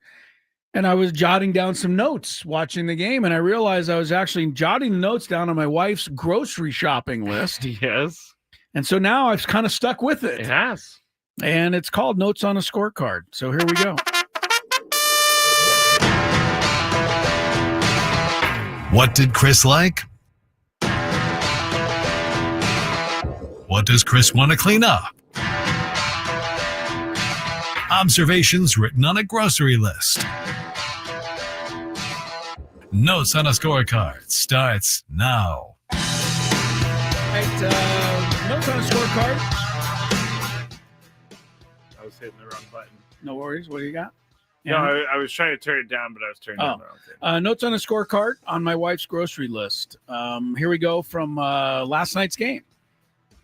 And these things can be anything. Yes. Just something that, I'm watching the game and something that catches your eye. Catches my eye. Some of the things we've already kind of discussed a little bit on the show, and some of the things we have not at all. All right, first thought when the game came on. Enough with the brown uniforms. They tried it for a couple of games in Cincinnati. They won one. They lost one. They immediately went back to the pinstripes. They did. Had they won on Sunday in Cincinnati, I guarantee you they would have worn brown again last night. Can I just tell them that it doesn't matter what they're wearing? But it does. It doesn't, though, because they're losing no matter what they wear. At the moment, I know what you say, but I think that if you win 2 in a row in the brown, you would have stuck with it. I can see that. But I also know what you're saying right now. They're not winning in anything, so nothing's working. And maybe they should take the City Connects on the road with them or something. Maybe. Try those. Just do some sort of alternate. I know, the uniform thing. You're absolutely right. It doesn't matter. It doesn't. But there's something about I understand the psychology of it. Tiger Woods wore a red every Sunday. It didn't matter, but don't tell him that. He had to wear that. He did. All right, so the game get underway last night, and I immediately think to myself, how are they going to win this game? They put Zack Wheeler's stats up on the screen. Against the Padres in his career, 5-1 with a 1.94 and a 0.86 whip. 0.86. That's Hall of Fame. Yeah. And he didn't do anything to hurt those numbers last night, as it turned out. No. He But did I give thought- up a bunch of, not a bunch of hits, but he gave up hits. So he 6. just didn't do anything with But them. no walks. Yeah. I've said this so many times. You can give up 6, 7, 8 hits even if you don't walk anyone. Yeah. Because it's hard to score a run. You keep the ball in the ballpark and don't walk anybody. It then takes a lot of hits for somebody to score. Yep. Padres 15-28 against winning teams are now 15-29. As we said yesterday in the Big Five, that's not a big deal, but it's at least a little deal. It's a deal. They've got to start beating some of these better teams, A, if they want to get to the playoffs, Mm-hmm. but B, they certainly are going to have to beat these teams if they do get to the playoffs, because that's who they're going to be playing. You know, I had So it's someone, definitely a deal. I had someone ask me, you guys keep saying that Mike Schilt has a great second half record and Mike Schilt this, Mike Schilt that. Mhm. Why don't they want to win games now? And I'm like, yes, they want to win games now. And I think, honestly, we're saying it because we're hoping for it to happen. He's always finished season strong. We've said it, though. It doesn't mean that he will this year, but it's something that you like to believe is going to happen again. And I don't think it's a matter of, saying, oh, we don't want to win now, we'll win later. They're still trying to win. I think what it points out is that Mike Schilt, for whatever reason, so far in his career, has done a really good job of figuring out what his team has, and then the last 2 months being able to use it to his best advantage. Yeah. That's all I think that points out. Doesn't mean he's not trying to win now. That's kind of silly. Yeah, he likes to, instead of the expert mode, he likes to go ultra expert mode if it was a video game. I hope it happens. I mean, the Padres need to finish fast like they did last year. I mean,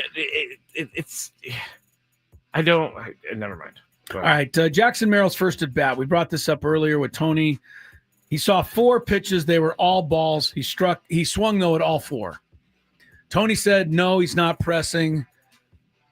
I kind of agree with that. You don't think he is? I don't think that he is. I think that he just looked extremely frustrated because he was overmatched by a better player. He struck out 3 times last night. Honestly, did not look good in any of those at bats. The last one that he had, I know Tony did like a breakdown on the broadcast, and they were like, he went in, then he went back out, then he went back in, and then he went back out, and Jackson swung at it. It's like Zack Wheeler was just toying with everyone last night. Well, the other thing that they showed, which I thought was really interesting, was that of his 10 strikeouts, like 6 of them came on pitches that were off the plate.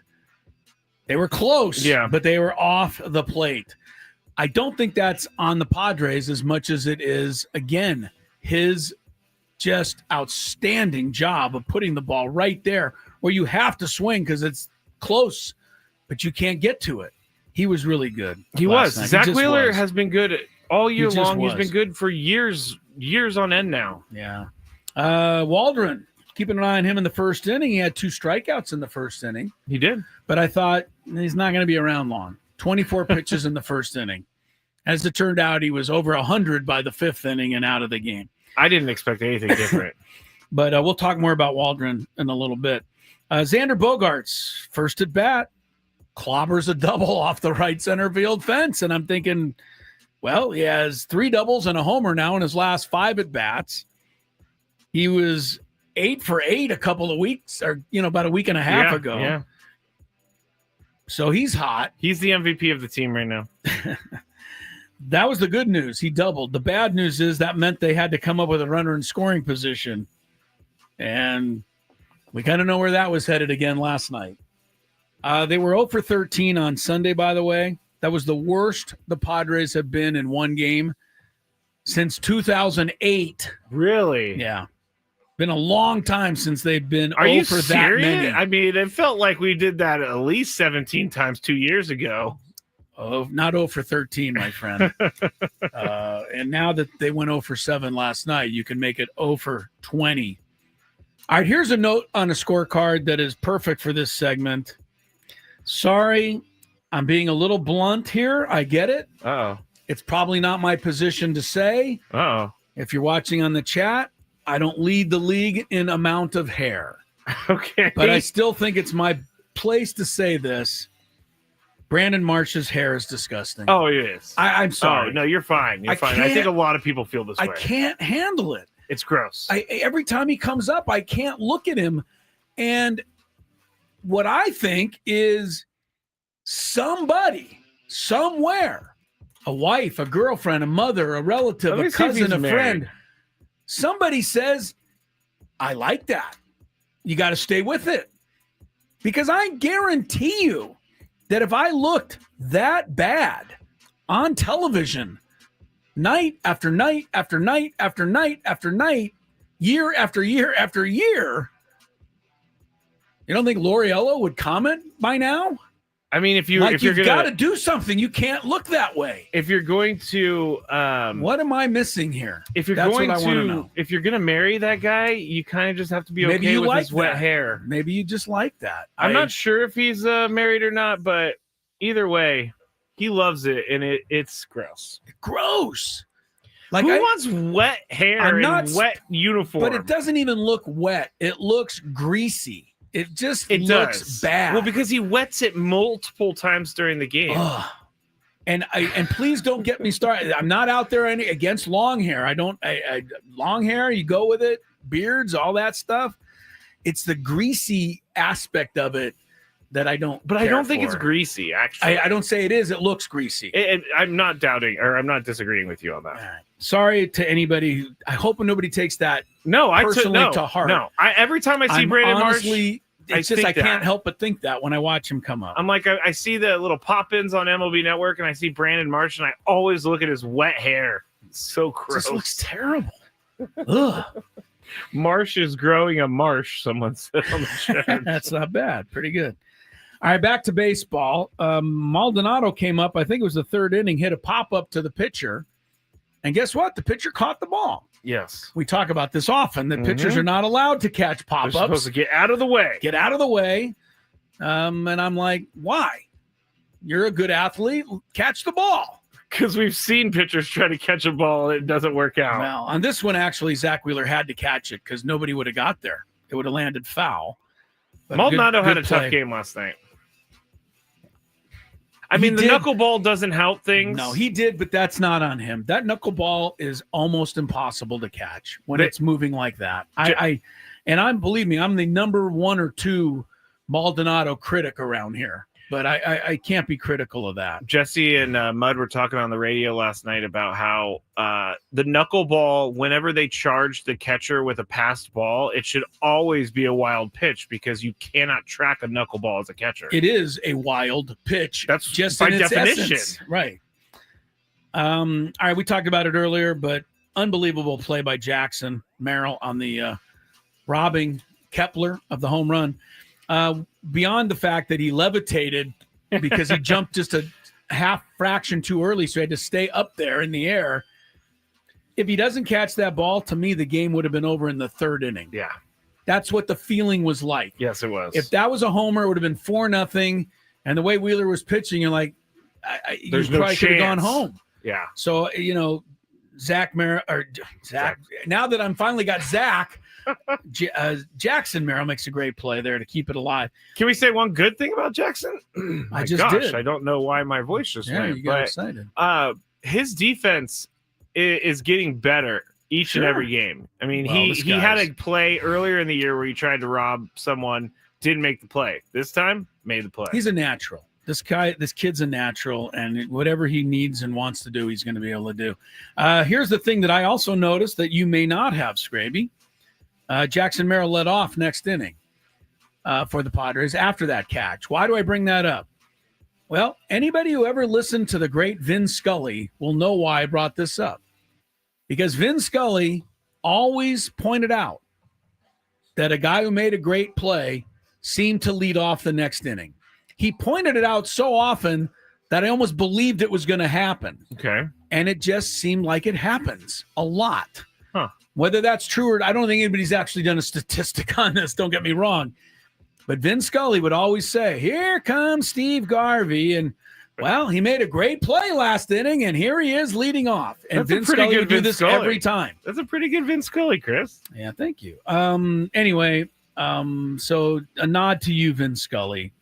on guys leading off. It got to the point when I played my little Sunday games and stuff, when I was leading off, as I went back to the dugout to get my glove and run out to the field, because I'd be standing on deck, right? Yeah, the guy making out. I'd think, I'm going to make a good play this inning. And did you? Sometimes. Not always. Not always.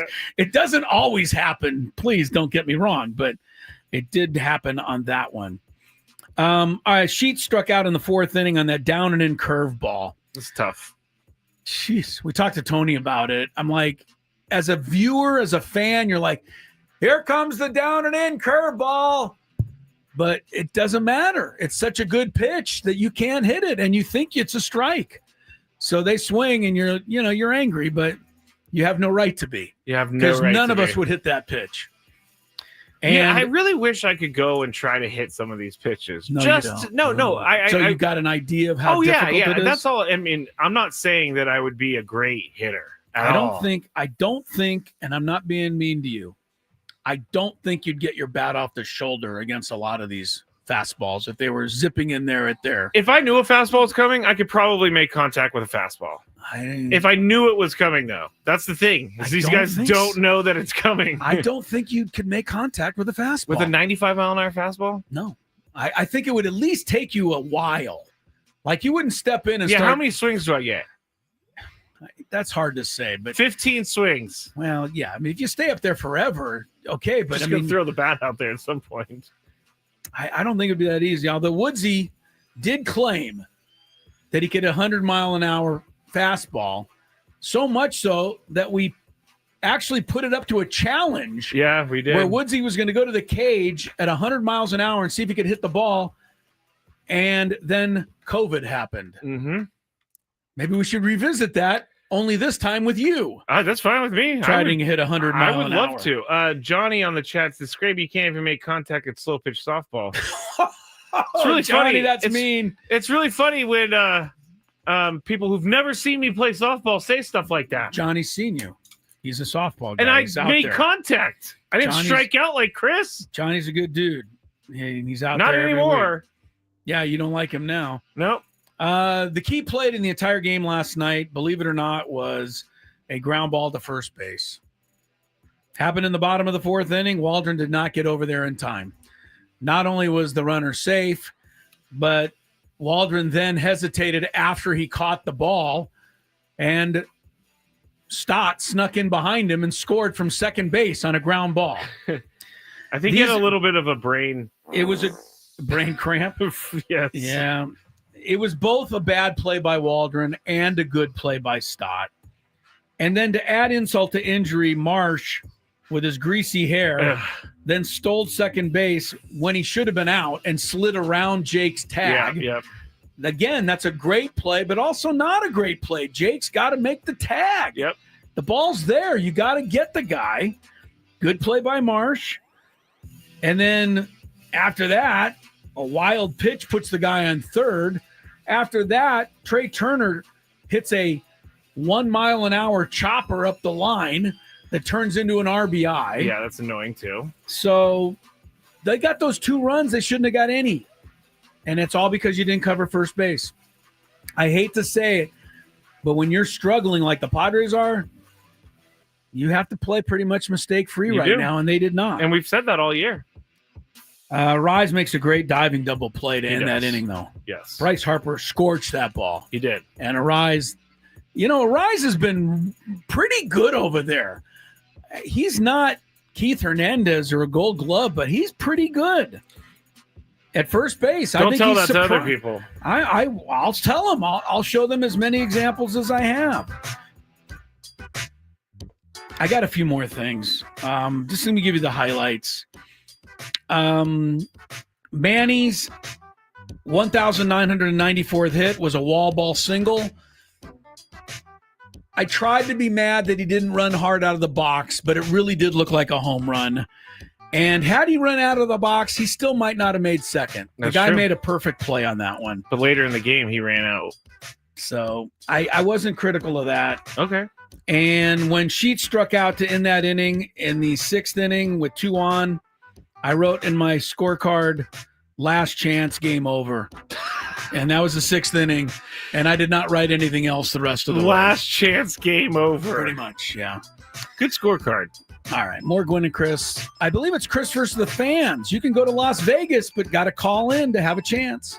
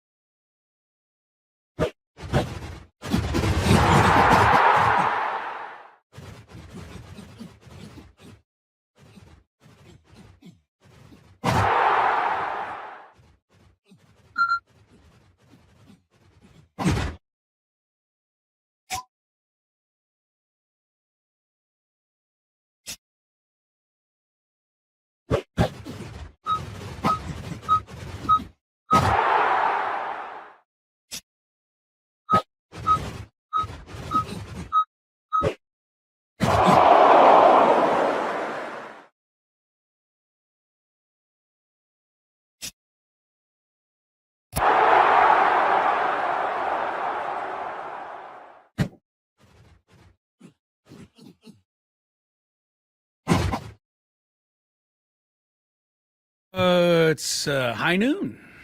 So good afternoon to you. Crisello, Tony Gwynn Jr. in Philadelphia, where the rain is threatening. It's frightful. Frightful. The weather outside is frightful. In Philly, Scraby thinks that you may get a lengthy edition of the Sam Levitt show later today. Sorry, Sam. Rather than Padre baseball. You know what Sam was telling us yesterday? Well, he said a lot of things, but what else? He said that he prides himself on the fact that when they've gone to rain delays this year and he has to be the guy to fill the time, he has not gone to recorded content yet, like previously recorded content. That's good. So keep it up, Sam. Well, let me just say this to Sam Levitt, who's not here. You and I are not so proud. We have a 5.5 hour show like we do today. We probably will go to some recorded content. Yeah. We're not proud. Like Sam. No, Sam was definitely very proud Sam of that. more proud than us. But we have live content in this segment. It's called Chris versus the Fans. A little trivia. And we played it yesterday at this hour. So those who were not familiar, normally we don't play it till something like 4 in the afternoon. 4 p.m. So yeah, a lot of people may not have heard this before, but pretty simple trivia game. Scraby will give you the official rules, but in general, you get 3 questions. And if you get it right, you move on. If you get it wrong, you still might move on unless I get it right. That's the name, Chris versus the Fans. Yes. If you get to number 3 and win, you qualify for a nice trip to Las Vegas that Scraby will describe after we play the Open. If you had one shot, one opportunity to take down the human almanac himself, howdy do. Now is your time. Listen to me, this guy is dangerous. Now is your opportunity to win a prize. Well, I hope you know what you're in for. Chris versus the Fans starts now on 97.3 The Fan. All right, the prize. You'll be qualified for a chance to win the grand prize, a 2-night stay at Park MGM Las Vegas, 2 tickets to Motley Crue on September 19th, and a $100 gas card. Catch Motley Crue's Las Vegas residency at Dolby Live at Park MGM, September 12th through October 3rd. Tickets at Ticketmaster.com. Also, the rules: you have to make it through 3 questions. Each question will get more difficult. If you get the question right, you move on. If you get it wrong and Chris gets it right, you're eliminated. But if Chris gets it wrong, then you move on to the next question, or you win. If you're a first-time player, let us know before you get into it, and you'll get that first question for free today. Before we get to the game. Just cleared the lines. Oh, yeah. Scraby does this often. He doesn't like people dialing in too early. No, it's like, well, there's a lot of it. I'm sure there's new people to the segment here who didn't realize you have to dial in a little ahead of time. So Scraby giving everybody an opportunity to get in there. Yes. 833-288-0973. I don't want to deal with the complaints anymore. Here's while people are dialing in, taking their spot in line. In the next segment, I just want to tell you that I've come across this story. Uh-oh. And we'll discuss it Why? in the next segment. But apparently, one of the Padre broadcasters is in deep and facing backlash from the Dodgers. Well, I'm not going to tell you which broadcaster. It's not Tony. I'm not telling you which broadcaster. It can't be Tony. Not telling you. Right now. Wow, you got my attention though. Right now it's Chris versus the Fans. So let's play 833-288-0973. You've got my attention. Did you give the rules? Yes. 3 questions. First time player. the I've whole already thing. said the prize, Motley Crue. Yesterday, Chris told a story that I cannot forget about how his wife wanted him to go say hi to or ask Tommy Lee for a picture. With her, not with me. Which is the funniest thing I can think of. Chris walking up to Tommy Lee and be like, hey, can you take a picture with my wife? It was not easy. All right, let's get to our first contestant. The things you do, Scraby. Maybe I'll learn that one day. Yeah. But I could say this now, Chris, but I could say I would tell my wife, no, I'm not going to go up to Tony. I really probably should have. On okay. Okay. But maybe there was a small piece of me that wanted to say hello to Tommy Lee myself. So I took the opportunity under the guise of asking on behalf of her to be able to speak to Tommy Lee for a moment. Yeah. That way it didn't look like I was being the guy. I was asking for her. Yeah, it still doesn't work out for me. Okay. Ed, you're up first. Hello, Ed. Hello, Ed. Hi. Are you ready to play? Yeah. He's ready. Okay, here we go. Ready. Who is the manager of the Detroit Tigers? Straight up question. Detroit Tigers. I have no idea. Ed does not know that one. All right. Probably going to get him eliminated from the game because the cheating A.J. Hinch is the manager. Oh, wow. Well, he was the manager during the trash can incident in Yes. the World Series. I think he has to take some responsibility for that. Oh, well, he did. He got fired. He ultimate responsibility for that. Well, no. To me, the ultimate responsibility would have been no other team ever hiring him again because he cheated the game. I mean, we can make this argument. Pete Rose was kicked out for, was it worse than what A.J. Hinch oversaw? We can talk about it later. Yeah, we could. I mean, A.J. Hinch is right now, like having success. He paid his price. Okay, so did Pete Rose. He sat out of baseball for 50 years, and they never, wanted But to I put him in guess the they Hall of weren't Fame. trying to win money off of it. Okay, They were just trying to win a World Series. So that's better. The Houston Asterisks. Yeah. All right. I don't know. I've always kind of wondered. I've always felt A.J. Hinch, although seemingly a good guy and a good manager, got off really much easier than he should have. None of the players, no one got punished for it. Not really. No. Rob Manfred basically said, yeah, it happened, but oh well. Yeah. Sorry.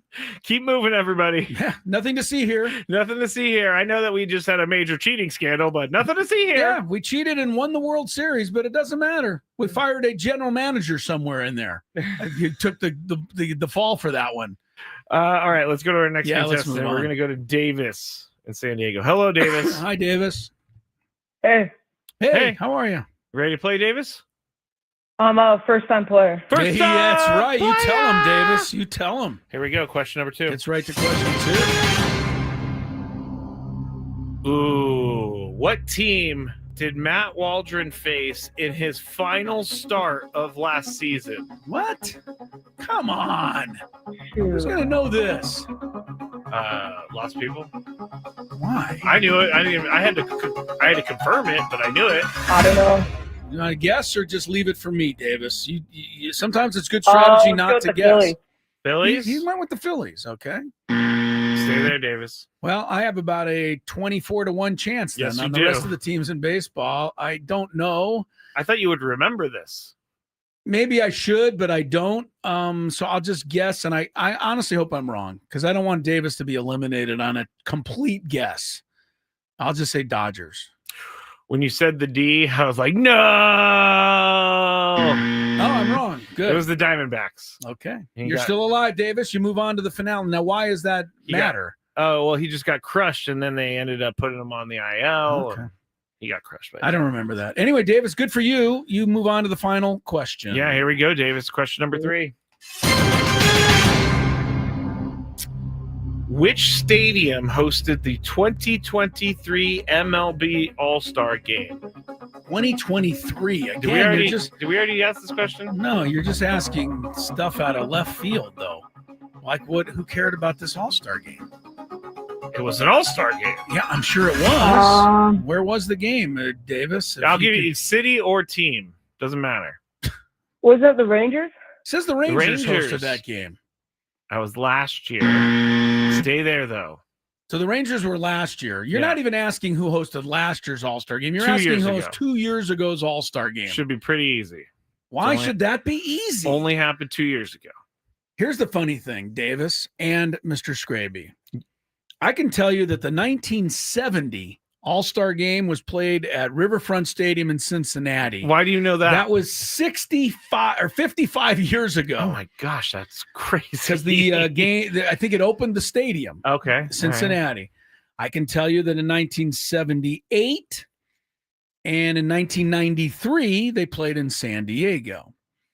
I can probably tell you a whole bunch more. And they played it in 20. Yeah, they did another one. Like 2014, 15. Yeah.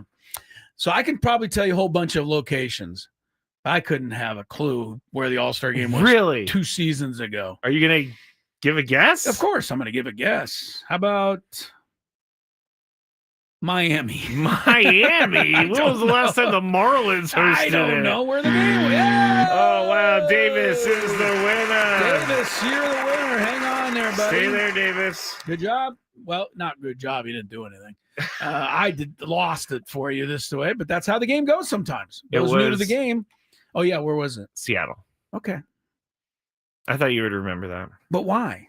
Just because it was 2 years ago. That's why. Oh, there's no other reason other than the fact that it's a recent All-Star game. No one pays any attention to the All-Star game Well, you put anymore. it as a question number 3, too. It wasn't number 3.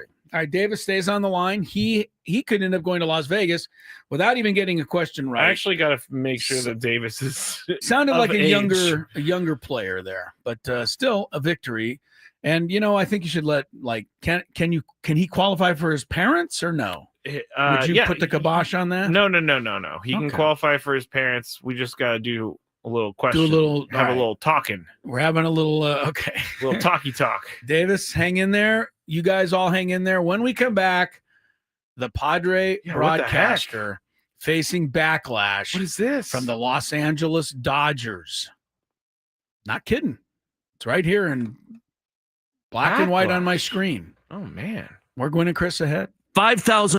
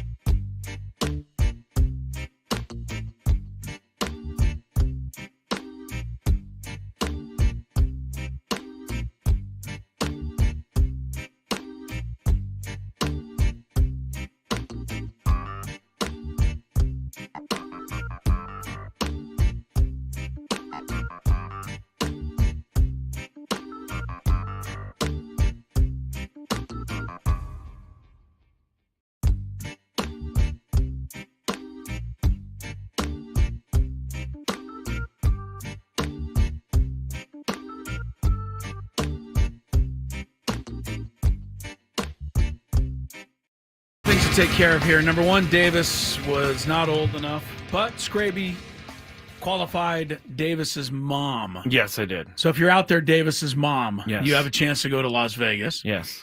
Secondly, if you've ever heard Chris vs. the Fans in its usual incarnation at 4 o'clock, you know that Scraby screws it up half the time. I don't know about half the time. And he did it again. Well, you made a mistake on one of the questions yesterday, and as it turned out, the chat pointed out you made a mistake today as well.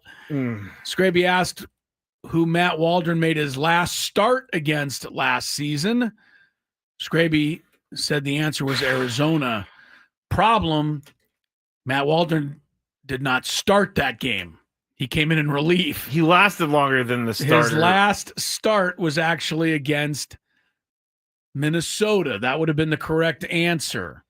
It doesn't matter because we both missed it, but I do like to clear these up because people in the chat are very they love buttoned down on this stuff. Oh yeah, they don't like to miss any of that. You know, it would be very nice if people in the chat would help me with questions, but no, they're just going to rip them apart. they'd rather sit back and poke fun I do at get your people misses. that send me questions, but they've been asked before. Like, we've asked everything. We have asked a million questions on that game, but yeah, if you ever want to send some in, I don't think Scraby would be adverse to that.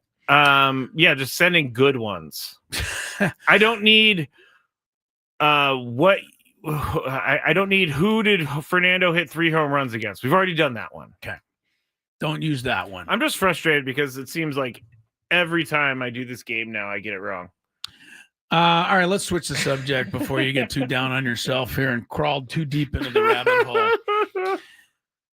Here's the headline. Tell me about this. Padres announcer is facing backlash for comments about the Dodgers during a broadcast. The Padre announcer in question is not Tony Gwynn Jr. I knew it. Tony would never say anything.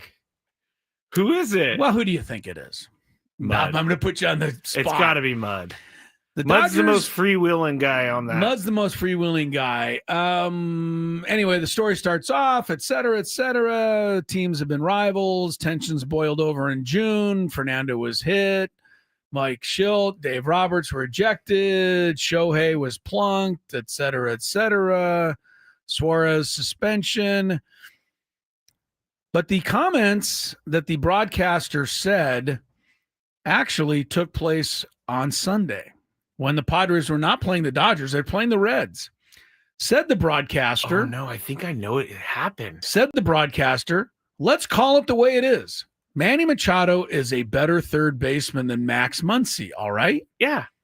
I don't think that's much to argue about, but the Dodger fans are all over the guy who said it, Mark Grant. He's not saying anything wrong. But he's not wrong. So if you're a Dodger fan out there and you didn't like Mark Grant saying that Manny Machado is a better third baseman than Max Muncy, then you can be critical of me as well. And you can be critical of pretty much anybody who knows anything about baseball. Now, does that mean that in any way, shape, or form, are we or did Mark Grant slight Max Muncy? No. Max Muncy has come alive with a really good last couple of months after starting slow. Yeah. He's got 13 home runs. I think Machado's got 10. But Machado's got him in pretty much every other category. And honestly, Machado, even a Dodger fan, a myopic one at that, would have to admit Machado is a slightly better fielder than Max Muncy. I don't understand why, this all came up because they're the two finalists in the third base balloting right now in the National League. But here's some of the stuff that Mudcat got from Dodger fans. Oh, no. On the chats. Simple stuff. Muncy has 2 rings. How many does Manny have? Well, he's only got 1.5, but okay. That's right. Manny does a I'm saying that Muncy he has the Mickey Mouse ring too. Oh, he has the Mickey Mouse ring. One fan said, biggest broadcast homers in professional sports. I guess that's the Padre crew. Wrote another, the Padres broadcast crew is just flat out embarrassing. Another said the Padres are chasing LA when they should be worried about the Cardinals. LOL, rent free. Yes, this is why you're upset enough to make a comment online. Yeah. Too bad Manny doesn't have a fan base that'll step up and vote for him like Muncy does. Those are some of the That's not true. comments Manny has more votes than Muncy does. Look, Manny's got 13 home runs too. I thought he had 10. Okay, so 293 to 255. The OPSs are the same. The home runs are the same. The defense isn't even a comment. It's not even a question. No. So I think what Mudcat Grant said was fine. And I also like the fact that he just said it straight up instead of being wishy-washy. Let's call it the way it is. Manny Machado is better than Max Muncy. I will say and stand by that forevermore. I can't imagine ever changing that comment. And I would also say that Max Muncy is a guy that I was not a huge fan of for a while, but that I actually have grown to appreciate more. He is a tremendously disciplined hitter, Scraby. He does not swing at anything that is even an inch off the plate. And he is, he's had a monster couple of months. And he's been hitting, home runs for a while. And he's part of the reason why the Dodgers won the World Series last year. But Manny Machado's potentially going to the Hall of Fame. Max Muncy, for all that you might think he is, Dodger fans, is not in the minds of any Hall of Fame voters. And that's the bottom line. You can argue it if you don't like it, but you can't really argue it because it's true. Yeah. One guy's being considered as a Hall of Famer. The other guy is a good player, but he's not. So, if you want to, go crazy, that's part of the Dodger-Padre rivalry, I guess. I think that fans are going to, be upset with the broadcaster. Should I make a comment that might get people upset? Yeah, absolutely. What Dodger loser fan is sitting there watching a Reds Padres game looking for something to be mad about? Like, why? The one thing I don't get about the Dodgers fans is they keep saying, oh, we live rent free in your head, but you guys come into our chat to talk trash. Like, it seems like you're very insecure, Dodger fan. Very insecure. Let me ask you this, though, as a way of twisting it for a moment. If you were watching the Fox game on Saturday, game of the week, Dodgers, Cardinals. Yeah. Joe Davis is doing it. Joe Davis is definitely. And he's the Dodger guy, but he's the voice of Fox. And by the way, I think Joe Davis is excellent. I think he's kind of boring. Well, I'm sorry. Well, here comes the pitch. Allow me to tell you that Joe Davis is very good. That's great, but he's boring. Let me just say, if he said at any time, here comes Max Muncy, clearly a better third baseman than Manny Machado. Yes, Padres fans. I would find something wrong with that. But I'm not watching that game. You wouldn't? I'm not watching the game looking for a game it. On?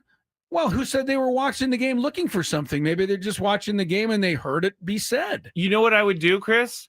I'd be like, wow, that was a pretty bold comment, and then move on with my day. You would, huh? Yes. No, you wouldn't. Move on with my day. I got to tell you, if Joe Davis, and he's not going to because he's too much of a pro, but if Joe Davis said, there's no question that stop on the Joe Davis thing. This is not an attack on him. So stop throwing it off the subject. I'm using him as an example. If Joe Davis said on TV, Max Muncy's clearly better than Manny Machado, I can guarantee you that every Padre fan this side of El Paso would be in his chat and the Dodger chats and everywhere ticked off. So I get why the Dodger fans are ticked off. I'm just saying that they're wrong. That's what I'm saying. Like, I don't think that I don't get why they're ticked off because you have to be able as a baseball fan to know when someone's better than someone on your team. You just have to. You have to be realistic. Can't just say your guy's better because he's on your team. That'd be me like, hey, Gavin Sheets the best left fielder in baseball right now. It's not true. So I don't understand it. I don't understand Dodgers fans. I get it because fans are passionate, but I need to calm you fans down this time. Manny Machado is being considered for the Hall of Fame. Max Muncy is not and never will be.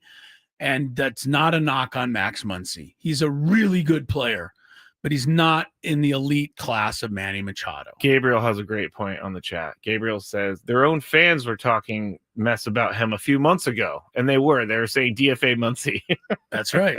Yeah, he got off to a really bad start. He did, and he's working his way out of it. But there's something about Dodgers fans and how they complain about things that just bothers me. Well, I'm again going to turn this on its head for you. Max Muncy, by the way, did not hit his first home run until April 30th. And when he did, he was hitting 194. So, yes, you can understand why the Dodger fans wanted to DFA him up to that point. But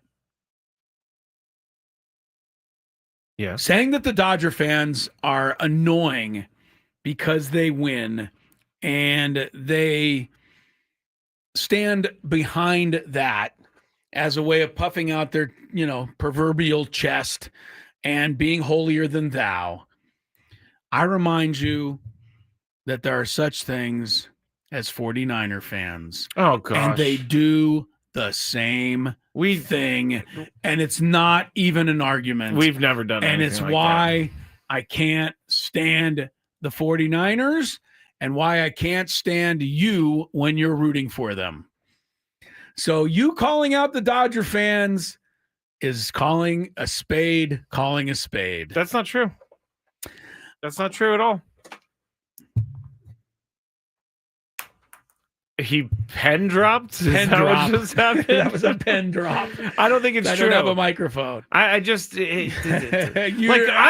I sit here and I watch Dodger fans come in here and just trash all the Padres fans. Like, why? When's the last time you had something nice to say about a Seahawk fan, might I add? I met a Seahawk fan the other day and they were lovely. I bet.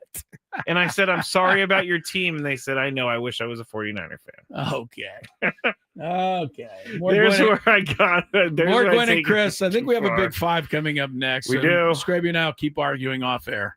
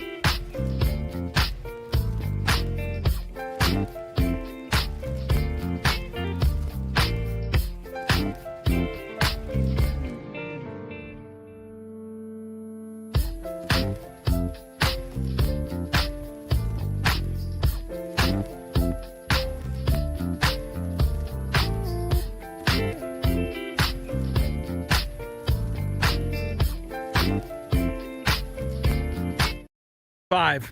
Chris Ello, Scraby, Tony in Philadelphia, where reports are circulating that he will not have to work tonight. The Phillies beat writer for The Athletic. Yes, let me get the official name so that everybody... Give his name so we can blame him if he's wrong. Matt Gelb, Phillies beat writer for The Athletic. This is a real account. I have checked. Says Phillies and Padres are going to play a doubleheader Wednesday. Now, this has not been made official by Major League Baseball or the Padres or the Phillies, but the word is now circulating that it's going to be postponed. All right, we're going to give you a big five. In the meantime, anything more we hear about it, we'll let you know. But let's talk Give me about 1 second. everything else that's going on with sports. Tony Gwynn Jr. and I breaking down the fun stuff around the world of sports that was put together by Matt Scraby. And if he doesn't get to the segment sooner rather than later, I'm going to lose it because I'm not going to be able to stall any longer. I don't know what happened to it. You've lost the big five? I did not lose the big five. Oh, Found my it. Goodness gracious. Found it. Hit the button. It's that time of the show when we check on the latest in sports. Only the most important topics and questions are brought to light. Stop what you're doing and listen. These news stories will astound and amaze you. The one, the only. Oh my God, who the hell cares? The Big Five starts now on 97.3 The Fan. All right, for the start of today's Big Five, I'm actually going to look towards the future of the Padres because, You've already cashed it in for this season. I have not cashed it in for this season, but I did want to start a little bit more positively today. Number 5. And we're going to start with El Mutante. Chris, do you know who El Mutante is? The deaf guy? Oh, no, the mutant. I'm sorry? I don't know why I went the wrong adjective. Spanish. My Spanish is a little faulty. Oh, you thought... Okay, never mind. Sorry, I have to stay here for a second. You said mutante. I thought it had something to do with mute. Yes, I did now. El Mutante is Leo DeVries. He is the mutant. How's his hearing these days? Good? I think his hearing's great. Okay, good. I think his hearing's great. All right, that was the greatest way to start the Big Five of all time. Padres minor league star Leo DeVries is making major strides in 2025 and seemingly keeps getting better and better. And he was recently chosen for the 2025 MLB Futures Game and is the number 3 prospect in baseball, according to CBSSports.com. So, Tony, I know you guys don't care about this stuff, but does this game interest you at all? Yeah, it interests me because I want to see what Leo does on that stage. I think these are when you actually have someone that your organization that you follow, it has someone in there. that's the time to really watch it. And you watch it for the at bats he gets, and then when he comes out the game, if he comes out the game, you duck out. So yeah, no, I think it's a reason. It's actually a reason to watch, and it's not as though Leo is prospect. He's like the prospect. So you want to see him go on that stage and do well. Chris, what do you think? Are you interested in this at all? This game? I used to be a hard pass on games like this, but it's changed now. And the reason I feel it's changed, I mean, DeVries is certainly enticing and exciting, and I would definitely like to see him take a few swings. But the reason to me this game has become something that's enjoyable to watch is that the guys who play in it are no longer miles and miles away from the major leagues. Right. It used to be if somebody played in a game like this, there's still another 5-6 years before you saw them again, and you forget all about it, right? Right. The guy you might see in the Futures game one day might be starting in mid-August somewhere. And, it's in all sports. I mean, in the NFL, guys come out of college, they start at quarterback the first year. That used to never happen. And now in baseball, I mean, some of the top pitchers in all of baseball are brand new. With like Paul Skeens is like a veteran now compared to some of these other guys that are coming up this year, throwing harder than he did. So, I think it's kind of fun to watch this now because it's a good indicator of what I'm going to be seeing, soon. All right. Both of your answers kind of surprised me, but this really excites me, this game. I'm going to be watching. Yeah. I'm not going to go that far, but it's fancy baseball research, Chris. Yeah, right. He just said, yeah. If you don't know who these guys are before the game, you're going to be in trouble in the fantasy world in this day and age because people are, digging into that stuff a lot more in depth now. Yes, that's true. Number 4. El Mutante, the mutant. The deaf guy.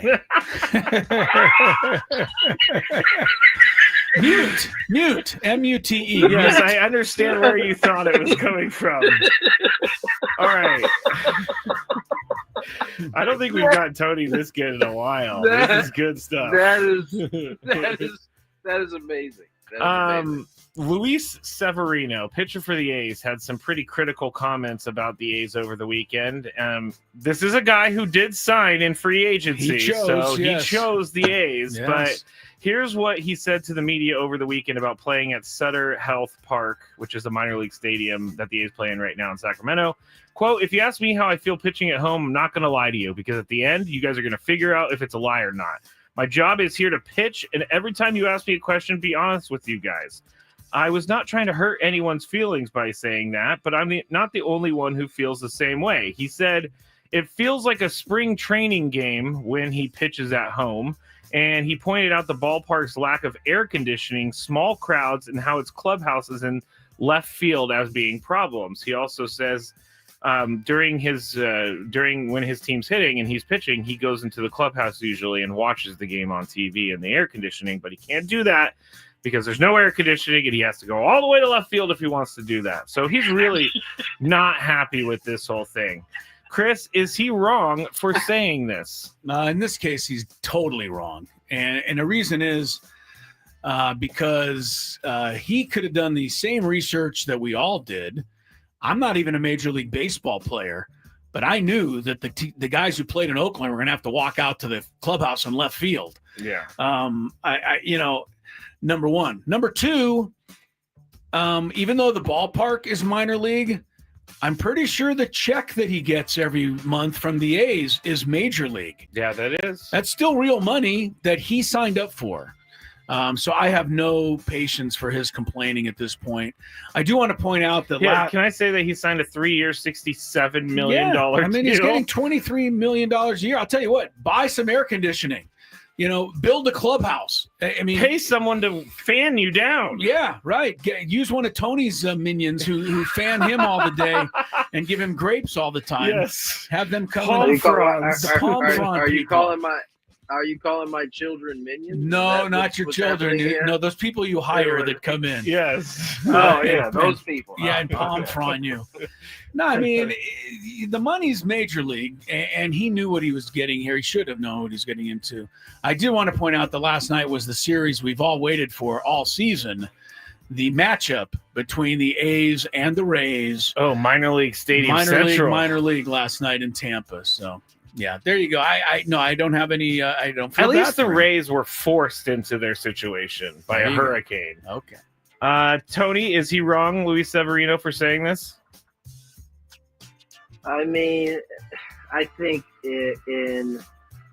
from the point of view of where Chris is speaking from, yes, he probably shouldn't say it. But, I think we all knew. And I think more importantly, he shouldn't say it because he chose to go there. I don't think he's wrong in his thought. I mean, I think everybody knew that this was going to be an issue. And, I doubt that he is the only one that feels like that in his own locker room. But he probably is the only one that had the gumption to say it. And so, yeah, man, I mean, I think the mere fact that he signed up knowing that it was what it was would put him in a position where he probably just needs to eat it and, go on about his business. I will say that, the check, although he might be the highest paid, there are a bunch of dudes on that roster that are getting good checks. And as I said, I'm sure he's feeling that. And that's in his numbers, too. I think he has a good record on the road, and he has a terrible record at home. And so, I think it becomes a mental thing that you are constantly having to, get yourself ready for. I think we need more use of the word gumption in our daily vocabulary. I missed that word. That's a good word. Gumption. Pretty good. All right. Number 3. NBA MVP, the push-off specialist, Shai Gilgeous-Alexander, has agreed to I can't even say this, 4-year, $285 million Supermax contract extension with the Oklahoma City Thunder through the 2030-31 season. How much money is that per push-off, Chris? Per push-off, $1 million a push-off. Okay, no, I'm kidding. Even if he doesn't, tell you up first, even if SGA doesn't live up to this contract, has he already paid it off with an MVP and finals win? Who's first, me? I think Tony is, Tony, yeah. And this is in regards to his extension? Yes. This is why we're talking. Okay. Has he already? I mean, yeah. I mean, he is in essence being rewarded for what he's done for the organization at this point, right? His extension comes on the heels of an MVP and a finals. This isn't a new way of thought either, by the way. Flacco comes to mind after they won the Super Bowl against your Niners, I believe Yes. Scravy. Yes, he happened to be a free agent coming out of that, and he got to be the best paid, the number one or the top rated salary in all of quarterbacks. And so I liken it to that. I mean, this is a contract that he qualified for and then went out and backed it up. And I think he has already paid. And, I think the idea is that even though he's getting paid for what he's done, he's at the age where they also are going to, want to see more. So that will be the burden that's on his shoulders moving forward.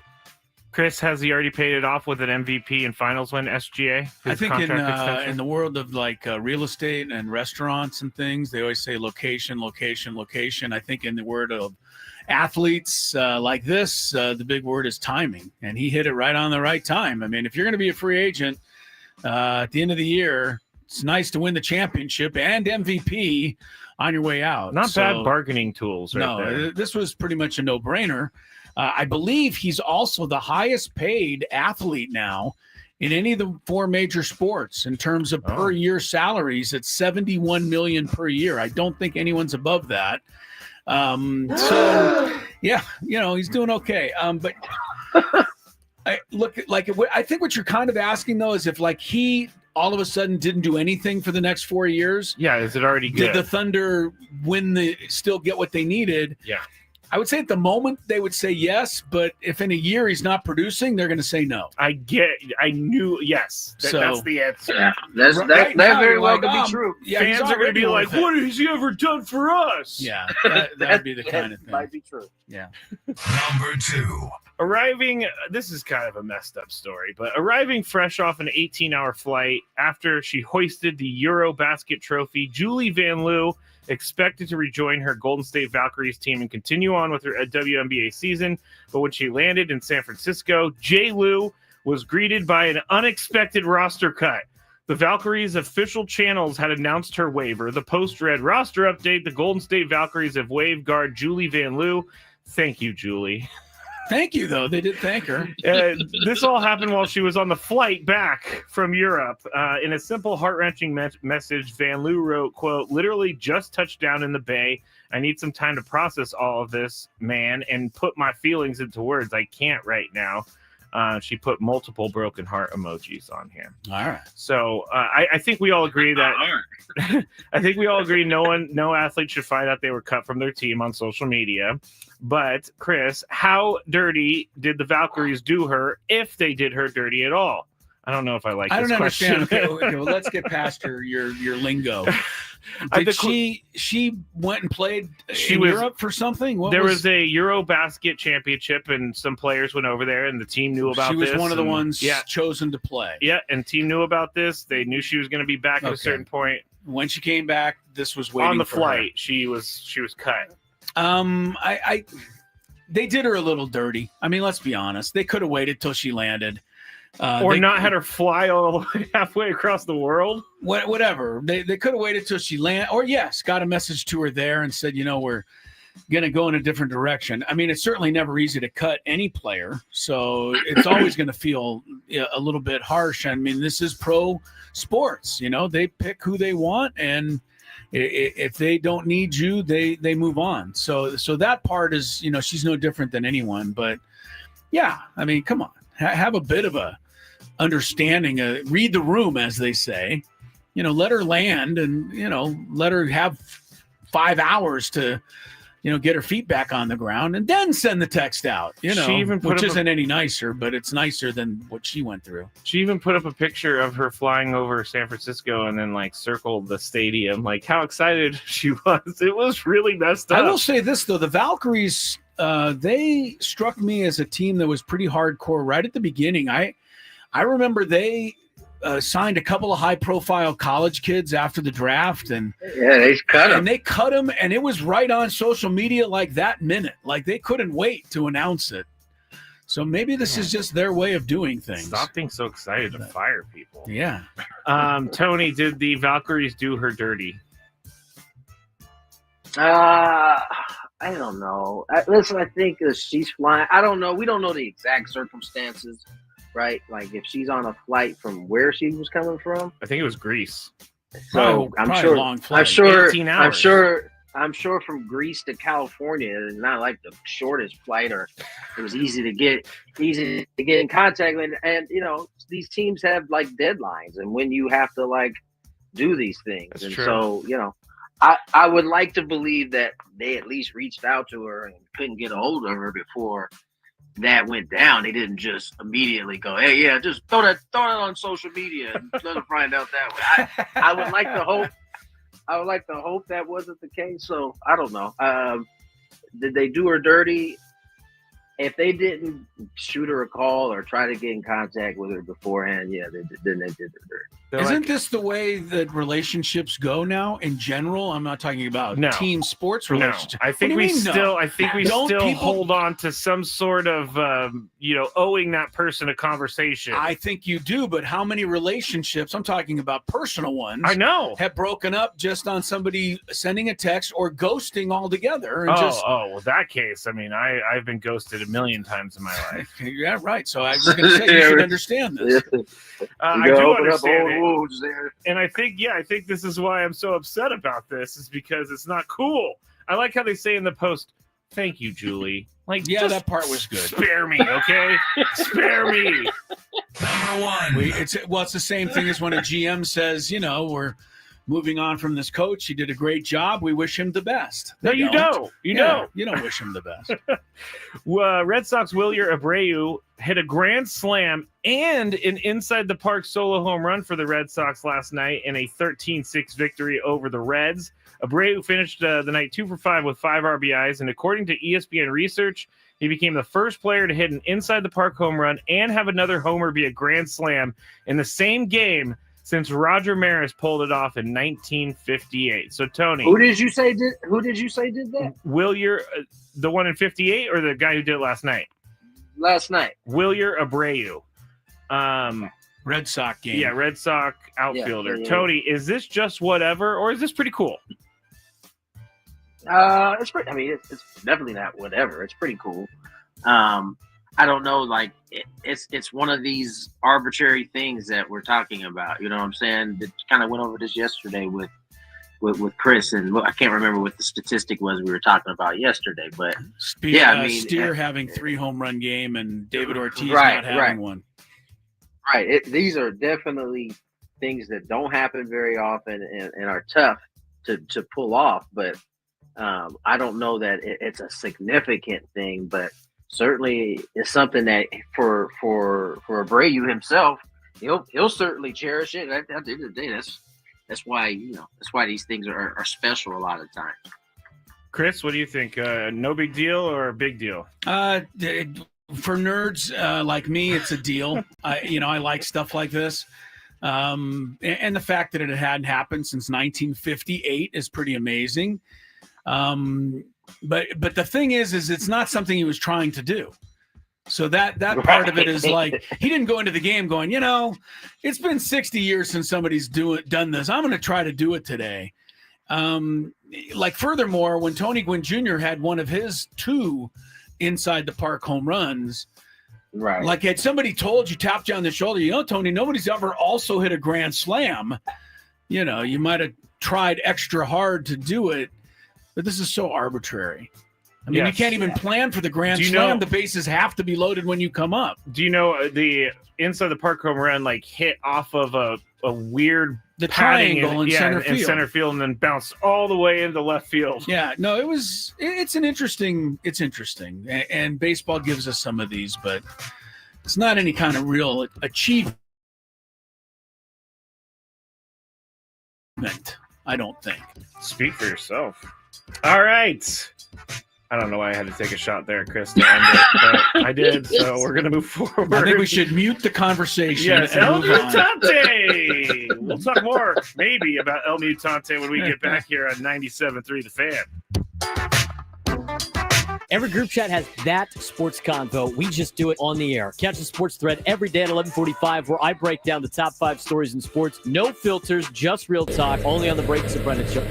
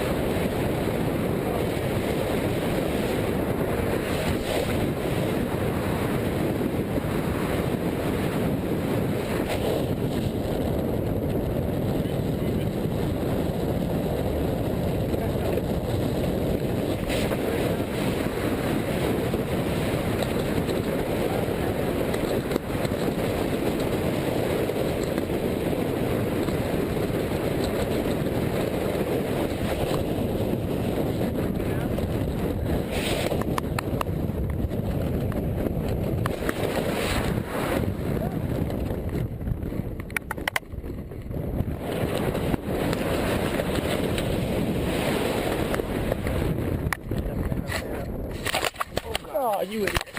Right. Typical tandem student right there. I tried. I wrecked your good job, buddy. Fun, huh? You need help with anything?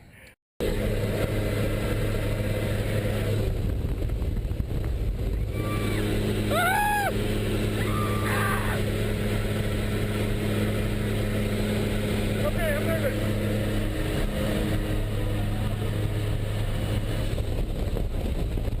Stand up, stay low. Hands on the heart. Stay low.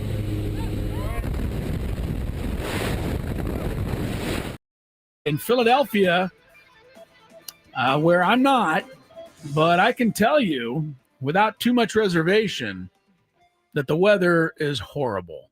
It's frightful. Matt Scraby will confirm that momentarily as we get back to work here ahead of what was supposed to be Game 2 of the Padres-Phillies series tonight.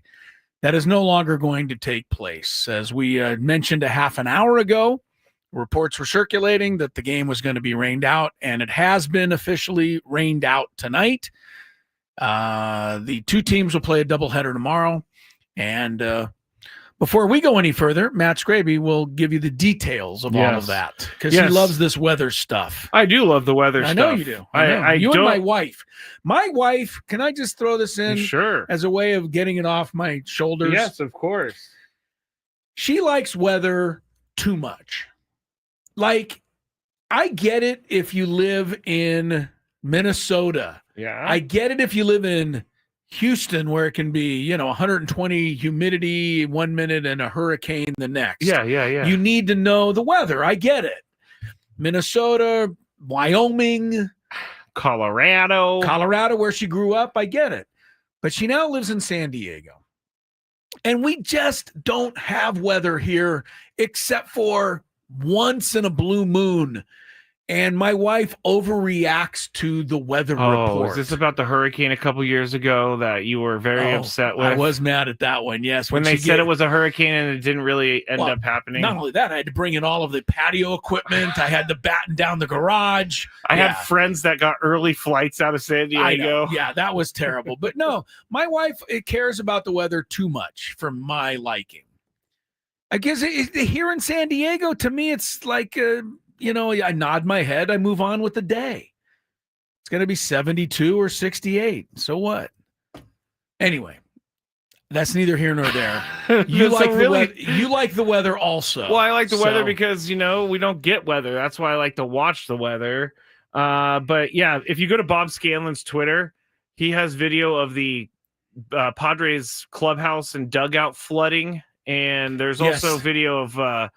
that was Ben Higgins. Bob Scanlon put up video of it just coming down. It was just pouring. Well, one of the Padre coaches, I believe, was doing laps in the dugout. They were getting their swimming. Hey, Chris, if you were there, you could have got your swimming. I would have got my swimming in the dugout. Yeah, it's this is from the Phillies officially. Okay. They are going to play a doubleheader tomorrow, day-night doubleheader. Tomorrow, they're going to remain. The first game is going to start at 1:05 p.m., which was what was already scheduled. So that's 10:05 here. We don't need to tell people here what the start time is in Philadelphia. The makeup game for today is going to start at 3:15 p.m. Pacific. All right. So tomorrow, basically 10 a.m. and 3 o'clock tomorrow. Yeah.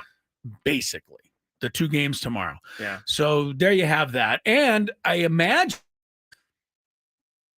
may not necessarily stop raining by tomorrow. You never know. So keep your, you know what? Let me look at the weather. You know what? I got a better idea for all of you out there. What? You don't have to worry about the weather in Philadelphia. Just call my wife. She'll fill you in. She'll be on top of it. She'll be checking it out for you. Don't worry. You got someone here, too, who's going to check it for you. Or Scraby. Yeah, between Scraby and my wife, you will know the weather in Philadelphia. Let's see. Tomorrow's weather. What's the forecast? Their forecast. Humid. Al Roker. Humid. Okay. With a morning shower. All right. So there's a potential. We'll see tomorrow. But that's where things stand. Padres, Phillies rained out this evening. Meanwhile. It says clouds and sun in the afternoon. So. I've got enough. It's going to be a humid day. Again, it's just too much weather. 84 degrees. Don't need it. Especially the weather in Philadelphia. I will not be walking around in Philadelphia tomorrow, so I don't need to know the temperature. Why are you giving me this? Because it angers you. Maybe that's why. Yeah. All right. So yeah, we are rained out for tonight. We're figuring out the station schedule soon. Yeah, right. I can't announce what we're doing other than Scraby and I'm almost positive are not staying any time past what we're originally scheduled to, because we've already been here a while. My boss, or our boss, Adam, is he just your boss now? No, he texted me that we are going to carry both games tomorrow. So if you are at work or whatever, if you're traveling, yes, moving, we're going to carry the games, moving and grooving. Sure. Yeah. So we'll be having him here on 97.3 The Fan. All right. As far as the rest of the day schedule here, I know Scraby and I are till 2:30. After that, it's up in the air. All right. A couple of other things to discuss here as we head into hour number, I believe 3, 4. Don't know all the. This is our. This is hour. 4. Fourth hour. 10, 11, 12. Yeah, this is 4. We sound like we're really smart right now. Not too smart. Couple of things. Mark Ziegler did a great job, as always does on this show. Was on yesterday. Today, in the San Diego Union-Tribune, Aztec basketball fans will be interested to know that Mark Ziegler has confirmed the schedule for the Aztec basketball team in the Thanksgiving week Las Vegas Players Era Festival. Now, this is getting bigger than almost anything in college basketball. Didn't it start like last year? Yeah, last year was the first one. But remember, it was a good idea by the people who put this thing together to understand the landscape of college sports and just basically say, hey, we are going to give you a ton of money for your program if you play in this tournament. And we're going to give you a ton of money more if you can win in this tournament. Mm-hmm. And by doing that, they have now drawn all of the really good schools away from the traditional, well, have a holiday in Myrtle Beach or something, right? Or Maui, and we'll give you a few bucks. But no, this tournament, and the Aztecs got in on the bottom floor last year. So now they're kind of in this thing. And they also not only got on the bottom floor last year, Scraby, they did great. They did, yeah. Remember, they beat Houston in that tournament. And that win almost alone propelled them into the NCAA tournament later in the year. As it were, Houston ended up in the national final game. So Ziegler has come up with a couple of their opponents for this year's tournament. So you may enjoy knowing who that is. Number 1, they're playing Oregon. That is who beat them last year in Las Vegas. They're playing them in the second game. The only team to beat them last year in Las Vegas was Oregon. Oregon had a really good season last year, and that's one of the matchups, but that's not the marquee one. The marquee matchup is Michigan. Brian Dutcher, Steve Fisher, right? It was all Michigan. That's where they were from. Now, Dutcher didn't play at Michigan. No, but he played at Minnesota, but he coached at Michigan. And the Aztecs have only played Michigan, I guess, once before. And that was in 2021. Dutcher accepted an invitation that year from their coach at the time, Juwan Howard, who had been one of his players in the Fab Five. Anyway, so that's fun. Aztecs will play both Michigan and Oregon. The coach of Michigan, by the way, now, Dusty May. Who's that? I've heard the name. He was the coach of Florida Atlantic in the famous Final Four game. Oh, okay. Yeah. So anyway, there you have that. By the way, Michigan and Oregon, according to NIL money that they spend and transfers that they've already had, according to Ziegler, both top 10 squads. So, get ready for that. But hey, the Aztecs never have to, take a step back from any of these clubs. Somehow they can compete with everybody. Somehow they beat Houston last year. Somehow they beat Houston. And we saw Houston in the NCAA. Houston beat Duke in the Final Four. Duke had 3 of the top 5 picks in the draft, and Houston beat them. That's how good Houston was. And let's be honest, Houston should have beaten Florida in the final. They let the big lead slip away at the end, really. But the Aztecs did knock them off. So anyway, I love the Aztec basketball program. I mean, come on. They're doing great things. I just don't like how incredible. This team, this tournament all of a sudden just like, I just don't like how they all of a sudden just packed it. I liked it just because the Aztecs got in on it, right? Well, yeah, because otherwise I would hate it. I was going to think, like, are they going to kick the Aztecs out or something like that? No, they're being good to the Aztecs. The Aztecs were one of their originals, so they're like, hey, you're in. I guess the purse of this whole thing is $20 million. Yeah. No, I mean, somebody just came up with an exorbitant amount of money. And remember, the Aztecs ended up winning more because they won games. So you're actually like playing for money. Oh, you are. Right? You win a couple games, you get more money than you would have if you don't. It's also saying that, like, it's also funny because the purse of this whole thing is $20 million, but Dusty May's squad has about more than $10 million in NIL. Well, it's Michigan. I mean, biggest program in the world. The NIL thing. It's like, oh, okay, well, San Diego State's NIL budget, $1 million, 1.5. Well, they do what they can. I mean, I don't think it's fair to even be critical of the Aztecs, because when it comes to NIL, against the people they're in with, the Aztecs really do well. But to ask them to have the same as Michigan isn't even realistic. No, it's not. All right. Padres rained out. More Gwynn and Chris ahead. Stick around. I got a couple of more things I wanted to touch on in that segment that we didn't get to. So we'll do it when we come back. And a recent. All right, it's time for the Beaver Nuggets. So the story is somehow Buc-ee's got brought up. I think Frank brought it up. Yes. And it's a rest stop / mall / entertainment zone, super center. And someone said on the chat yesterday that they have like 100.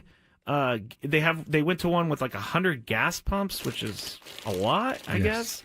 But while we were talking about this, Sam Levitt was in New York listening, and he goes, "Put me on, put me on, put me on."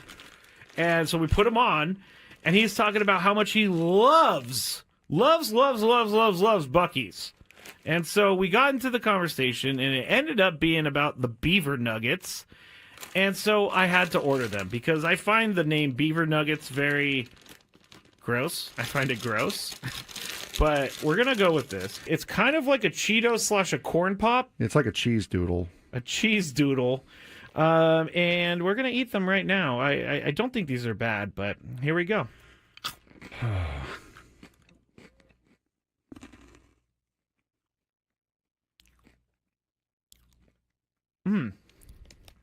I like it. It tastes like a corn pop. I was going to say it tastes like a waffle, really. It does kind of taste like a waffle. You know what? I'm in. These are good. Yeah, I'm not. You want another one? No, I don't want another one. But yeah, I mean, it tastes like a waffle, like a waffle with syrup on it. It's pretty good. I gotta say, I'm not hating these at all. Actually, they're very good. I like this. The waffle is a perfect explanation. If you've ever had, I'm sorry, I'm talking on the microphone with food in my mouth. But if you've ever had a what is it? A Lay's potato chip that's waffle flavor. It's kind of like that. Sad Fryer says, "Are they cheesy?" No, they're not cheesy at all. Actually, they're sweet. No, it's like a hard waffle with syrup on it, with dried encrusted syrup on it. Now I don't exactly know what the puff is. It could be just fake something. Most likely. I mean, it's like caramel a little bit too. All right, I gotta stop eating these because I will eat the whole bag. I love these things. I'm gonna leave them here though because I will eat this if I go home. It's just gonna be a bunch of beaver nuggets in my bed as I sleepwalk or something like that. All right, it's time for the Beaver Nuggets. So the story is somehow Buc-ee's got brought up. I think Frank brought it up. Yes. And it's a rest stop / mall / entertainment zone, super center. And someone said on the chat yesterday that they have like 100. They went to one with like 100 gas pumps, which is a lot, I guess. But while we were talking about this, Sam Levitt was in New York listening, and he goes, "Put me on, put me on, put me on." And so we put him on, and he's talking about how much he loves Buc-ee's. And so we got into the conversation, and it ended up being about the Beaver Nuggets.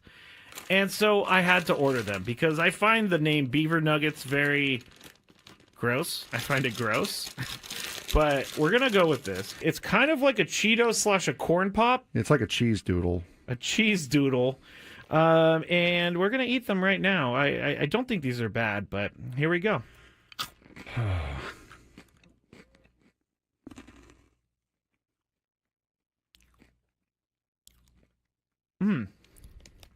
I like it. It tastes like a corn pop. I was going to say it tastes like a waffle, really. It does kind of taste like a waffle. You know what? I'm in. These are good. Yeah, I'm not. You want another one? No, I don't want another one. But yeah, I mean, it tastes like a waffle, like a waffle with syrup on it. It's pretty good. I gotta say, I'm not hating these at all. Actually, they're very good. I like this. The waffle is a perfect explanation. If you've ever had, I'm sorry, I'm talking on the microphone with food in my mouth. But if you've ever had a what is it? A Lay's potato chip that's waffle flavor. It's kind of like that. Sad Fryer says, "Are they cheesy?" No, they're not cheesy at all. Actually, they're sweet. No, it's like a hard waffle with syrup on it, with dried encrusted syrup on it. Now I don't exactly know what the puff is. It could be just fake something. Most likely. I mean, it's like caramel a little bit too. All right, I gotta stop eating these because I will eat the whole bag. I love these things. I'm gonna leave them here though because I will eat this if I go home. It's just gonna be a bunch of beaver nuggets in my bed as I sleepwalk or something like that. All right, it's time for the beaver nuggets. So the story is somehow Buck got the rest of the day off. Yeah. As did everybody in Padres colors. Phillies also got the rest of the day off. Game has been rained out, and it'll be made up tomorrow. A doubleheader that you'll hear entirety of on 97.3 The Fan tomorrow. Game 1 at 10 a.m. tomorrow. Game 2 shortly after 3 o'clock tomorrow afternoon. 10 and 3 are the two times tomorrow. We're still figuring out whether you and I will be on the air between games tomorrow. It's kind of depends on what people above our pay grade decide. Yes, the pay grade is deciding right now. The pay grade is deciding right now. But right now we know we'll be here till, I guess, 3 o'clock. Scraby's going to stick around till 3, and then Sam Levitt will come in. So you'll get a little Sammy today from 3 to 5. So we give you programming until 5 o'clock. Big upset just completed at Wimbledon. Coco Gauff, who ran to the French Open title a couple of weeks ago, gets routed by Diana Yastremska. 7-6, 6-1. Coco, come on. She's out. She is the 4th top 10 woman player to be knocked out in the first round. Very weird. That is weird. Gauff is out. Jessica Pegula, who's the number 3 seed, she's out. You know who she is. She's the daughter of the Buffalo Bills family. Oh, okay. Number 5, Zhang Qinwen, obviously Chinese star. She's out. And then number 9, Paula Badosa has already been eliminated. So there's 4 top 10 women. Also, 4 top 10 men have been knocked out in the first round as well. Number 3, Alexander Zverev. Number 7, Musetti. I could get his first name. Lorenzo, if you're wondering. Number 9, also out, Alexander Medvedev. And number 16, Cerundolo. I don't know. Some of these names are tough. Cerundolo. It looks like Cerundolo, but it's Cerundolo. He's an Argentine guy. I got to ask you a question. So right now we're watching Djokovic and whoever he's playing. Yes, he's in the first round of his match. They have a medical timeout right now for the Joker. Yes, for the Joker. On the sidelines there. So getting taped up. Nothing happens unless. So can you just? Is that just a timeout? Yeah, they allow for that. Wow. So if you get hurt, the trainer can come out, work on you. I think there's a certain amount of time. Like he's got to be ready. No, they do have a time limit on the like screen. 5 minutes, 10 minutes. It says 2 minutes left. Yeah, so that's what you get. And that then seems he's got to like be cheating. He's just sitting there drinking water. Well, he's not an idiot. I mean, they also have bathroom breaks in tennis, and many player has been known to take one if things are not going their way at the end of a set. All right, well, if it's not against the rules. Not then. necessarily. I don't think Djokovic, he's in a tough match, though. He's in the third set, tied at 1 set apiece. So I feel like he had cramping. That's why, because they gave him some fluids, electrolytes. Okay. And I loved how the trainer so carefully put the electrolytes into the water. It was really funny. I was pretty fascinated by that whole medical timeout thing. I'm glad you liked it. And now he's back. Like, okay, I'm ready to go. Perfectly fine. All right. So, yes, Wimbledon ongoing, but a lot of upsets in the early going there. Our guy, Taylor Fritz, did survive the first round, a 5-set win, which had to be finished today. Like the first two, it was 2 sets each, and then it got too dark or something, so they had to come back and finish today. They don't have lights? I don't know. Not on all the courts. I think the main couple of courts have lights, and they're indoors, etc. But if you're in an outdoor court, you can either get rained on or you don't have lights. I wonder if Wimbledon is one of those bucket list sporting events you need to go to as a sports fan. I would love to be. I've been there, but not inside, so I feel kind of like I haven't been. I would like to try it, but I'm kind of a tennis guy. Oh, no. I mean, you should go. But, like other big events like Daytona 500, I do not want to. You would ever be a Are you kidding me? 500 Can you guy. imagine me sitting there and listening to that kind of noise for 4 hours? No. I would lose my mind. No, you're like, when are they going to turn right? No, I wouldn't even care about that. It would be, when are they going to shut up? Never. Too loud. I mentioned Taylor Fritz, our San Diego guy, moving on. He's the number 5 seed. Also yesterday, USD's Oliver Tarvett won his first ever Wimbledon match in his Grand Slam debut. Posted a first round victory yesterday. So congrats to Tarvett. All of the, I'm sure the USD tennis community pretty excited about him winning. Actually, there is in the first round. Kara posted in the chat just before you said that. Rising senior Oliver Tarvett cruised for his first career Grand Slam win. Go Toreros. Yeah, there you go. Good timing, Karen. So we got Oliver got a mention there with his victory. He'll go on to the second round. He has a tough. Oh, you know who he's playing in the second round? Alcaraz. So good luck, Oliver. Got a kind of a tough matchup in the next round, but you never know. Hey, Wimbledon's been surprising people. Yeah, it has been so far. That would stun the tennis world, though, if Oliver Tarvett from USD went and knocked out the 2-time defending champ. Bet you we can get Oliver on the show. I hope so. I don't know. Don't be so sure. We've been trying to get Taylor Fritz on for 4 years. Yeah. Still never happened.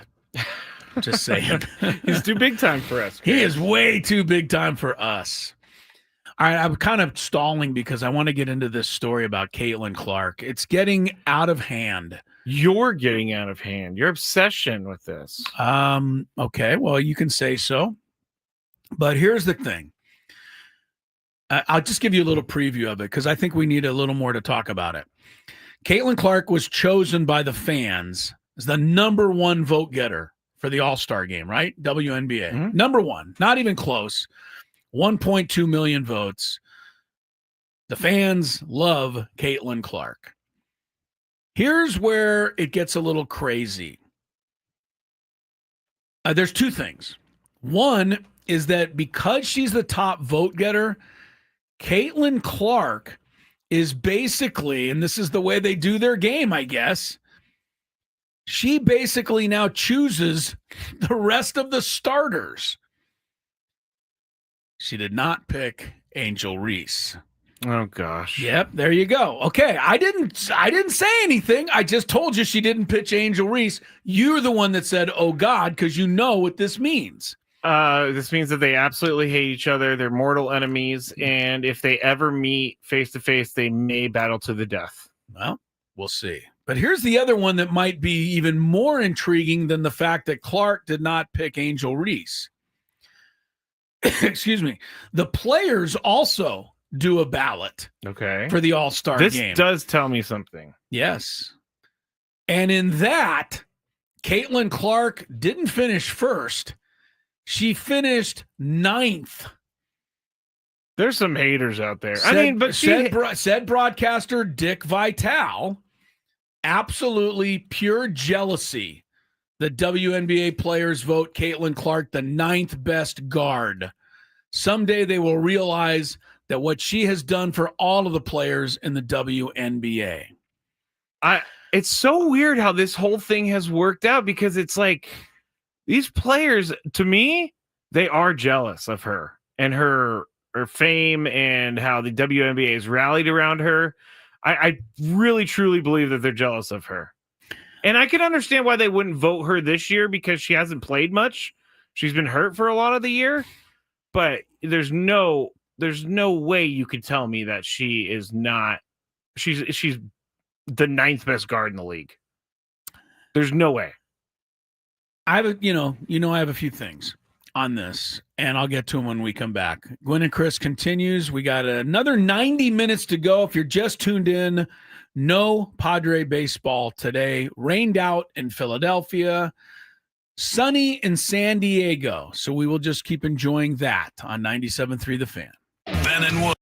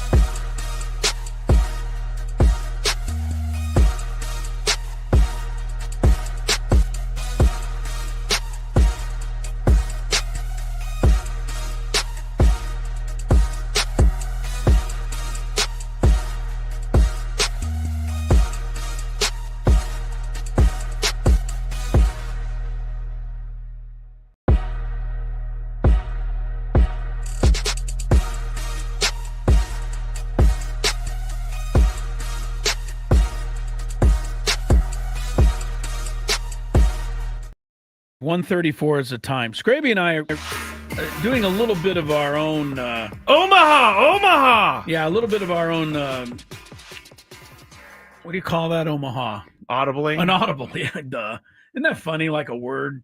I don't think it happens to people that are young, but it happens to people like me. It happens where to me you all know the the time. word audible. You've Yeah. used it a million times, Yeah. but it comes up when you need it, and you're like, I can't think of the word. Usually it's live on the radio, and Usually it's live on the radio. feel really and you're like, stupid. now what do I do? Yeah, we've called a few audibles today. The ones we can pass along to you. Scraby and I are still on till 2:30. Scraby's going to stick around till 3. I would, but it's not in my contract. I have to spend that much time with you in one day. I was just about to say. I can't spend that much time with you in one day. No, actually, there's a little meeting with one of the sales things that was set up ahead of time, so I have to go to that. But Scraby will stick around till 3. Then Sam Levitt will come in from 3 to 5, and you get to hear some of his brand of sports talk radio. Tomorrow, Padres doubleheader. Game 1 at 10, Game 2 at 3 o'clock tomorrow. All right, so you're up to date on that. Now, Scraby and I, because we've had a little change in the show, and we won't be on tomorrow unless it's for a very brief interim. We're not sure what the schedule between is. games, but we may not be on tomorrow. And we're definitely not on Friday. And we're definitely not on Friday because it's 4th of July. So we're going to do a countdown. Yeah. In this segment. But before I get to the countdown, you got to finish up your WNBA. I do. Here's my thing on Caitlyn Clark. I don't understand why, but I don't think the fact that she was voted 9th best by the players is only about jealousy. Okay. And that's just my thing on it. Everybody thinks it's jealousy, and everybody thinks the players are stupid because they should realize how much money she's making them by bringing so many eyeballs to the sport. I don't disagree with that part of it, but I said I don't think it's the only reason why she was voted 9th. I really do think she is disliked as a player. And and that's fine. I don't think she does anything dirty. And she does get some, there's been some cheap shots directed at her. No question about it. And I don't know what the reason is. But what I perceive, what you think is jealousy, what I perceive it to be the fact that she's just kind of sneaky out there. And I think she's sneaky mean. And I think the players don't like it. And I think the ones that actually are out on the court with her know about it. I don't think they want to say a lot about it because they understand how important Caitlyn Clark is. They don't want to make her out to be a person that we may not like. But I don't think they like her for that reason. I could be completely wrong because I'm not a player myself in the WNBA. I've just watched her play.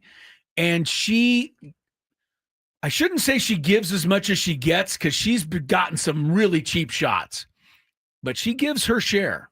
Well, and she that's all needs I'll to. say. Okay. Or else she's going to get, they're just going to take advantage of her and then they're going to be like, she's soft. Potentially true.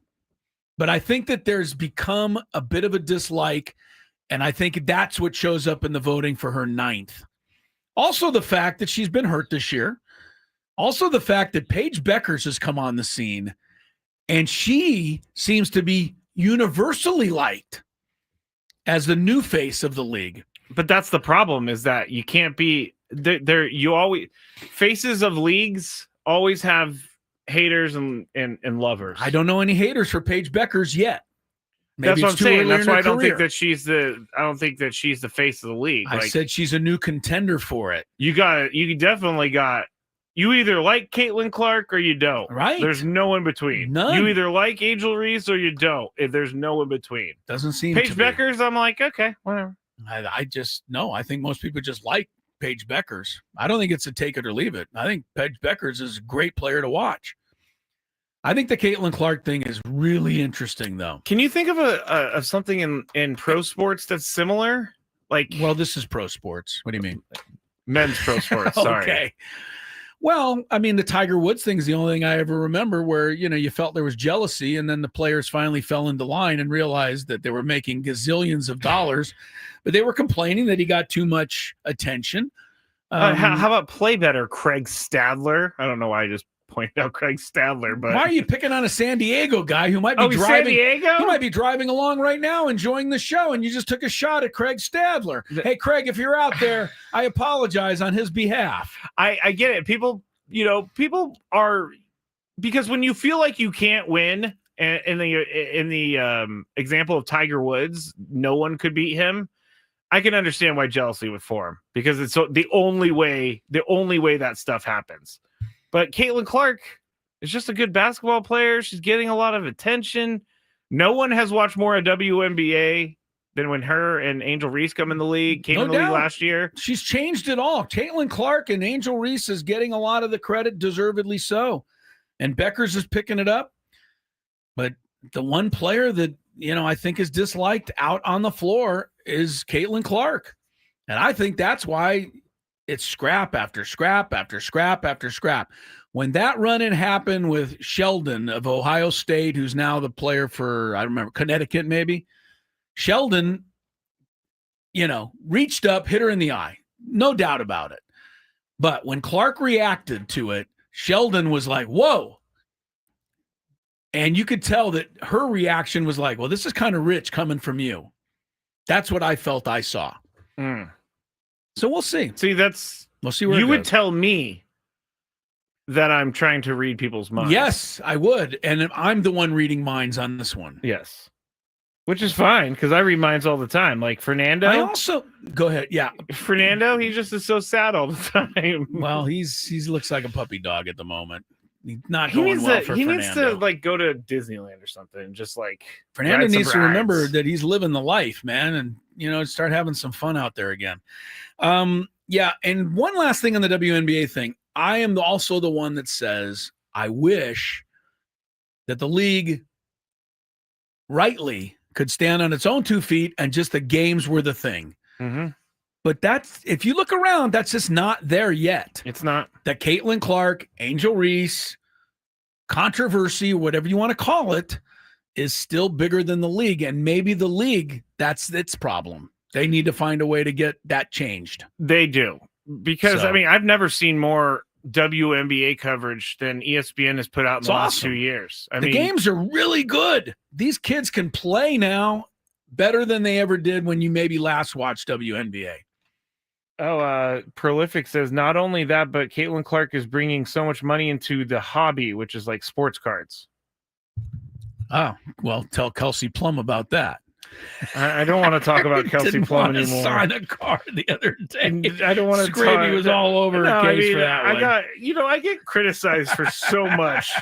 And because I didn't like the way that Kelsey Plum reacted, I'm apparently a bad person. Well, you're not a bad person, but you can't take on Kelsey Plum in her hometown, which this happens to be. All right, we're going to have some fun now. Get away from the sporting day. There isn't a lot new. We told you the Padres are rained out. We got some Wimbledon coverage we're keeping an eye on. NBA free agency. We'll update you on some of those moves here in a bit, but let's do a countdown right now, Scraby, and we'll tell people what that's all about. It's now time for Gwynn and Chris to rank their top 5 of the day. Gonna grip and rip as usual. But this isn't just a regular top 5 list. I love it. It sounds sadistic, but I love it. This is the countdown. And it starts right now on 97.3 The Fan. All right, we do this on Fridays, but this in a lot of ways is kind of like our Friday because we're not going to be on Wednesday or Friday this week. And I'm not going to be on Thursday, so this might be the last you hear from me this week. And keep the applause down. I was going to say, I know, keep the applause down. All right, 5 things that are on Netflix, shows or whatever, documentaries or whatever they are that are on Netflix that you would tell somebody else to watch. Yes. It doesn't mean they're the best 5, the worst 5, the funniest. They're things that if somebody came up to you and said, hey, I got Netflix, new thing, what should I watch? Mm-hmm. Here's your top 5. And I'll let you go first because I'm just that kind of guy. All right. Number 5. Give me your 5 things you would tell somebody to watch on Netflix. And I have a feeling that we're going to have completely 5 different things because Scraby has totally different taste than I do. I love the Netflix documentaries. Okay. And my first one, they've been coming out with a couple of them, but it's called Trainwreck. And it's the Poop Cruise. I knew it. And it's also the Poop Cruise. It's also Rob Ford. They have one, the former Toronto mayor. Oh, so you're going with Trainwreck, not Trainwreck, just the series. Oh, the series. Yeah. So not just the Poop Cruise. The Poop Cruise was great, but you got to watch the other ones. They just put out another Trainwreck today, and it's like it says The Cult of American Apparel, which I'm not really that interested in, but I will. But watch Trainwreck is what? It's a documentary about something that just got out of control. Yes, like Okay. everything just went terribly, and that's why it's called that's why they call it Trainwreck. Like the Poop Cruise, where everybody got super sick and they're stuck on this boat forever. Rob Ford was a Toronto mayor who he did drugs, but then said he didn't do drugs, and he just was. But it was a complete disaster. It was a disaster, yeah. All right. Yeah. Yeah, the Poop Cruise was. Here's the thing. Watch that one first. If you like that one, if you can make it through that one, then you stick with it. They also have the Astro World one that Dominic's reminding me of, the Travis Scott concert where that person got crushed, or more than a couple people got crushed. That was sad. That was a little crazy. All right, my number 5, and this isn't almost cheating, but because these shows are on Netflix, if anybody ever asks me what should I watch, I think it is my duty to tell them to watch Breaking Bad and Better Call Saul. Now, you may have watched it, and then you don't need my advice. But if you have never watched those 2 shows, they are, to my mind, the best 2 shows maybe ever. And so if you just got Netflix, or you've been looking for something and you never watched those, I say do it. So I think I'd be remiss if I didn't mention them. They're not actually Netflix shows, obviously. No. But they're that good. Okay. That's your number 5? Yeah.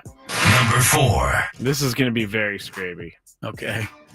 There is a documentary. It's another documentary. 4 or 5 episode documentary. You're going with documentary number 2 here. Called Investigation Alien. Oh, goodness. And I the guy, who the guy is who hosts all this stuff. Okay. But he goes around the world talking to people about aliens, and then he tells people about their things that he has researched. Let me ask you this. Is he like a believer, or is he a doubter? I definitely think he's a believer, but Okay. he wants to prove it. Like, he knows that it can't be proven, so he wants to prove it. So he brings in former Air Force pilots that have had interactions with things in the air, and then the Air Force told them not to talk about it. Investigation Alien, very good one. Here's a story you might like that I just found online. The 10 most shocking reveals of Investigation Alien. Investigation Alien. You gotta read it. Okay, I'm gonna have to. 10 most shocking reveals. I'm gonna have to do that then. You better read it. Okay. Number 4 for me is one you gave me, Black Mirror. I love like it. Black Mirror. It's from the Twilight Zone genre, and I think the USS. What's that one? What's that? The episode. It's a 2-part episode. Oh, USS Callister. Yeah, incredible. USS Callister's incredible. It's 2 parts. It's great. I love everything. Black Mirror has good shows. They're really a little off the wall, but I think most of them hit the mark. They do. I love it. Okay. All right. Let's go to number 3. Number 3. I'm trying to go through my Netflix right now and make sure I'm not missing anything. One. All right. But I'm gonna go. My number 3 is going to go Department Q. That's a TV show. I heard this was good, and I haven't got it yet. It's an English or Scottish show or something, but it's like a murder mystery type of thing where they think one thing has happened, and everybody stops looking for the person, but they go investigating more, and they find out that there's other things happening. But Department Q is pretty good. I watched that So I was thinking about that one. So I'm happy to hear like that. it's like a fun it's a fun / serious investigative show, but there's some funny parts to it. I like it. All right, my number 3 is a little bit like if you're just in the mood to not think about anything, your mind is just like, it's a wasted area for the time being. Mm-hmm. Nothing's more fun and visually pleasing than Is It Cake? Oh my goodness. I love Is It Cake? Are you a Floor's Lava guy too? I don't know about that one, but I haven't watched that. Is It Cake? Is It Cake? The problem is it's the funny. same thing every time. It's a funny choice, but I'm putting it in there. I don't mind Is It Cake. Like when my nieces come down, that's what we watch. Yeah. Is It Cake? They love it. 28 episodes. Some of the stuff is ridiculous. How good it is. How close to real it looks. It really not? is crazy. You've got to say that. No, it definitely is. When they put a bowling ball up there next to a bowling ball and one of them is cake, you're kind of like, really? Yeah. You can't believe it. Yeah, it's pretty incredible. But how it is they a could do silly that. choice. I will say Mikey Day is the host, and he's funny, the guy from SNL. Yeah, he is kind of funny. Is It Cake? I think everybody should experience it at least once. Is It Cake? That's right. Give it a shot. Did not expect Is It Cake on Chris's list. That's on there. for sure. It's on there. Number 2. Now, there have been people in the chat have said this, but there have been rumors that there's going to be a 3rd season of this show, and I need the 3rd season of this show. You like the first 2? The first 2 were great. Mindhunter. It is a good show. It's about how the FBI started the behavioral analysis unit back in the day, and so they went and talked to serial killers in prison to get their. Boy, you're a dark guy. Yeah, but this is more about the science of how they were able to put together the FBI's BAU, behavioral analysis unit, and try to predict like what type of guy a serial killer is just by the way they commit their crimes. I think it's very interesting. But they also go along with like real life stuff too. So it's like cases that you know about and have heard before. Like they have Charles Manson in one of them. And it's I don't want the guy who plays Charles. There's a guy who has to play him. He looks exactly like Charles Manson too. It's really good. All right. And like Ed Kemper. Scraby's a little out there, so keep that in mind. But I guess if you're into the minds of serial killers, there you have it. Yeah, it's not just about serial killers. It's about the establishment of the behavioral analysis. Number unit. 2 is a tie between 2 series that I watched a while ago. And I don't like a lot of series on Netflix, but I like these 2. One is highly acclaimed. It was called Beef. Oh, yes, I did. I forgot about that, but I did love that one. Okay, Beef. And the other one was not highly acclaimed, but I'm telling you, it's a sleeper. It's been around for maybe 6 years, but it's that good. I would recommend go back and watch. It's called Love, Love, and it's a 30-minute comedy. Very funny, well done. I wouldn't steer you there if I wasn't, trying to see giving if you I've something seen that this. you'd enjoy. I have not seen this. The guy's good. The gal's good. The story's good. The way they present it's good. I think it's maybe 2 seasons, 30 minutes, maybe 1 season. I don't remember. It's been a while since I watched it. Judd Apatow. Right. There you go. Judd Apatow is the guy who did the show. So, you're in good hands there. All right. I will definitely check that out. All right. Number 1. My number 1, they just released the final season. Chris refuses to watch it, which I understand why he doesn't, because it's not for him, but Squid Games. Yeah. It not is. I went back and I watched season 1 and 2. I don't know why I love it. I just think it's a fun watch. The season 2 is kind of silly.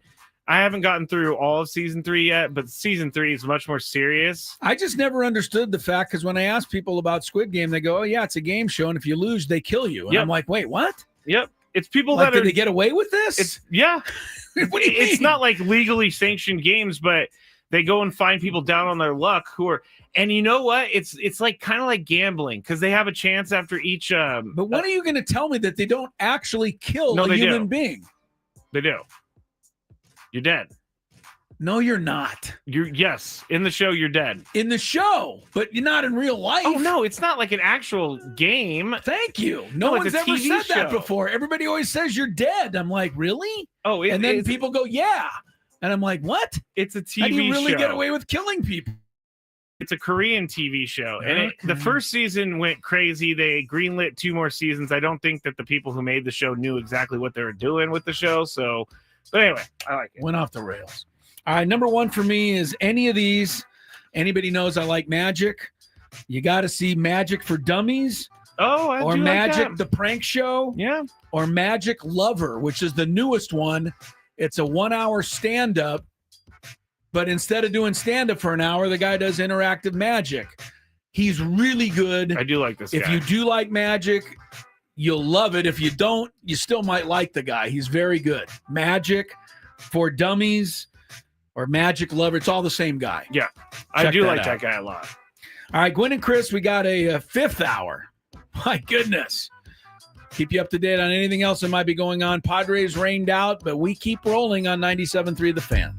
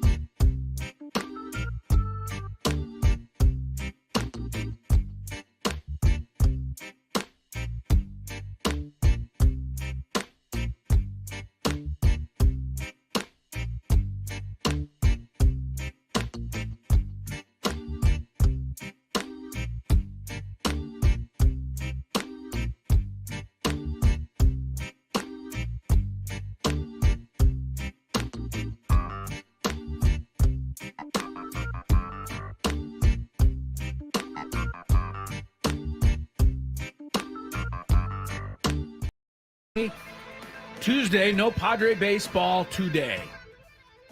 Game has been rained out.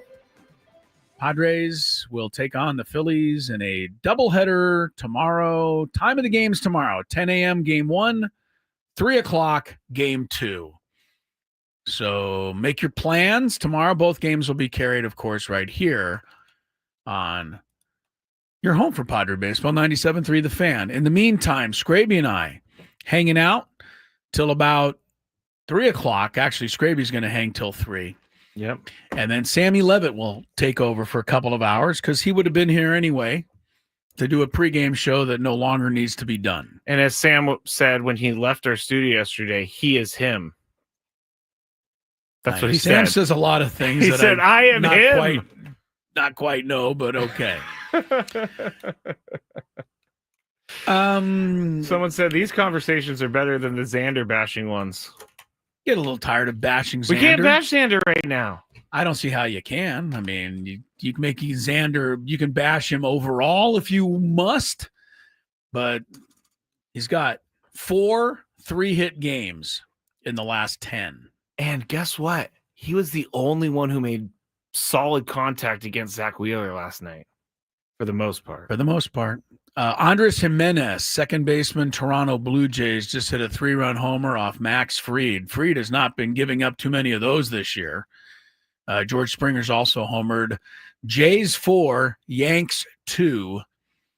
That's the only game going right now. Bottom of the 5th. I will just tell you, I don't know. We don't pay attention to the American League much. Not much. But the Yankees lead in the division is a 1.5 games over Tampa Bay and 2 over Toronto. Toronto's only 2 games out of first place. That surprised me when I saw that. Definitely surprised me as well. So we'll keep an eye on that for you. At Wimbledon, it's a pretty big one. Coco Gauff, who just won the French Open, not going to be winning Wimbledon. She gets, beaten rather easily, I must say, in the first round. Diana Yastremska of the Ukraine, 7-6, 6-1. This was not a very good performance at all for the 21-year-old American.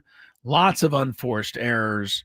And she goes from winning in France to exiting Wimbledon right away. You asked a pretty good question in the break. What was it? When you are someone of a stature of a Coco Gauff, yeah, you're probably renting the place that you're staying at for the entirety of Wimbledon. Yes, it's not a daily rental. You figure, you're gonna, and make no mistake, players like Gauff, they don't get a hotel. They get a house somewhere. Oh yeah, they have a flat. Yeah, they get a whole thing. They do. So I imagine that's money wasted. They probably go home. You wouldn't sit around in London for a week and a half? Maybe you would. I don't know. I don't think they would. I think they would want to get the heck out of there and go back home. She's probably back home. So that's just going to be a money that not going to go. Maybe she leaves it there for a relative, or say, hey, I got this flat in England. If you're there, cool. You can go for a couple of days. I know when I'm not sure. When Tiger used to go to different tournaments and stuff, he always stayed in the same house. But did you know? No. He used to bring furniture with him, and they would switch out the furniture so that he would feel at home. That's silly. I mean, he can. He's Tiger Woods. You can do whatever. It does seem a little crazy to me that he would bring furniture with him, but whatever makes you. What, Chris? You have a favorite chair, and you're going to play in the Masters. Don't you want your favorite chair for when you get home? No. Oh, come on. Do you have a favorite chair? We don't have a chair. You have a couch? That's it? I got my couch. My favorite chair in the world resides at my mom's, or my wife's mom's house. Oh. And she's already kind of unofficially bequeathed it to us. Okay. But I don't know where we would put it. I hope I don't need to know. Yes. Right? Yes, that means yes. But yes, I love that chair. Okay. But it's not in my current house. So I don't have a favorite chair, really. That's very anti-man. I don't have a chair either because I don't really have my own house. So I don't really have. Well, any you of could that. have a chair, but you've given up that space in your room to For Lucky. Lucky's bed. Yes, Lucky's bed. A couple of news items. We mentioned this earlier. The Dolphins, who yesterday traded their tight end Jonnu Smith to the Steelers, are going to pick up as their new tight end retired Darren Waller. Yes, Waller retired at the end of, was it 2 seasons ago? I think he finished with the Giants. I think he did too. After some pretty good years with the Raiders, I will say that. Yeah. 2019 and 20, he was quite good. By the time he got to the Giants, he was quite unimpressive, to be honest with you. That's what happens when you go play for the Giants. But so Darren Waller's going to come out of retirement. The Dolphins, in a press release, said, "We tried desperately to get Kellen Winslow, too old." So they went with another retired tight end. We gave you the tennis. Sounds like a solid plan. The Dolphins are dumb. And I've had to suffer for it. I really feel like if you retire, though, you should be retired. Like, there's none of this. Oh, how is somebody that's retired, even if they were good, how is somebody who's retired for a year and a half better than 6 or 7 kids that are coming out of college that have to be in tip-top shape and condition and could plug right in and play? I don't see how. I guess the Dolphins want to use, like, Darren Waller is a very good athlete, and but he didn't show that in the last couple of years of his career. The Dolphins like shiny objects. Darren Waller, name recognition. Shiny object. Yeah, that's what the Dolphins live with and die with. NBA news today was kind of big, I thought. Damian Lillard, waived by the Milwaukee Bucks. It seems a little eye-opening until you understand and remember that Lillard has a ruptured Achilles and is already out for all of next season. But Dame Lillard, a pretty darn good player, one of the best, and the Bucks have moved on from him. They have signed Miles Turner, though, which is not great news for the Pacers. They get to the NBA Finals after all this time. Miles Turner was he was a key for that. I thought one of the keys. And right away, he scoops up some money and goes to Milwaukee. So the Pacers are kind of already broken up for next year because Turner's out and Halliburton tore his ACL, he's going to be out most of the Achilles year. too. So that's that. There's a bunch of other free agent signings today. The only one that I recognize that you may recognize, D'Angelo Russell, former Laker, goes to Dallas today. Dallas might have a good team. I think they're going to have a good team. They're going to have Russell. They've already got Kyrie. We know they're adding Flag. Yep. We know they got Klay Thompson. Whatever he's got left, he can probably still make a 3-pointer. I'm sure he can. And they traded for Anthony Davis. And I know everybody thinks the Lakers are way better because they got Luka. I think at the moment, Dallas has a better squad, frankly. LeBron should have gone to Dallas. Well, LeBron agreed yesterday to re-up with the Lake Show. He did. So he's not going anywhere. I mean, it was a pretty easy decision. $52 million contract. And he's 52 years old. Why change teams now? True. So anyway, the NBA is doing its free agency thing. The baseball draft is coming up in 12 days. Do you follow that at all? I've been more into that lately. You have? Just because of the Padres pick. I'm not like really looking to figure out who's the future because these guys aren't going to make their debuts for 3, 4, 5 years. Baseball players do make their debuts quicker, though, than they used to. They do. Like you used to have a number 1 pick and you didn't hear from the person for 10 years. Now, the guy that's supposed to be the number 1 pick this year, or potentially, I know who it is not Matt Holliday's son, Jackson. Oh, I thought it's his other son, Ethan.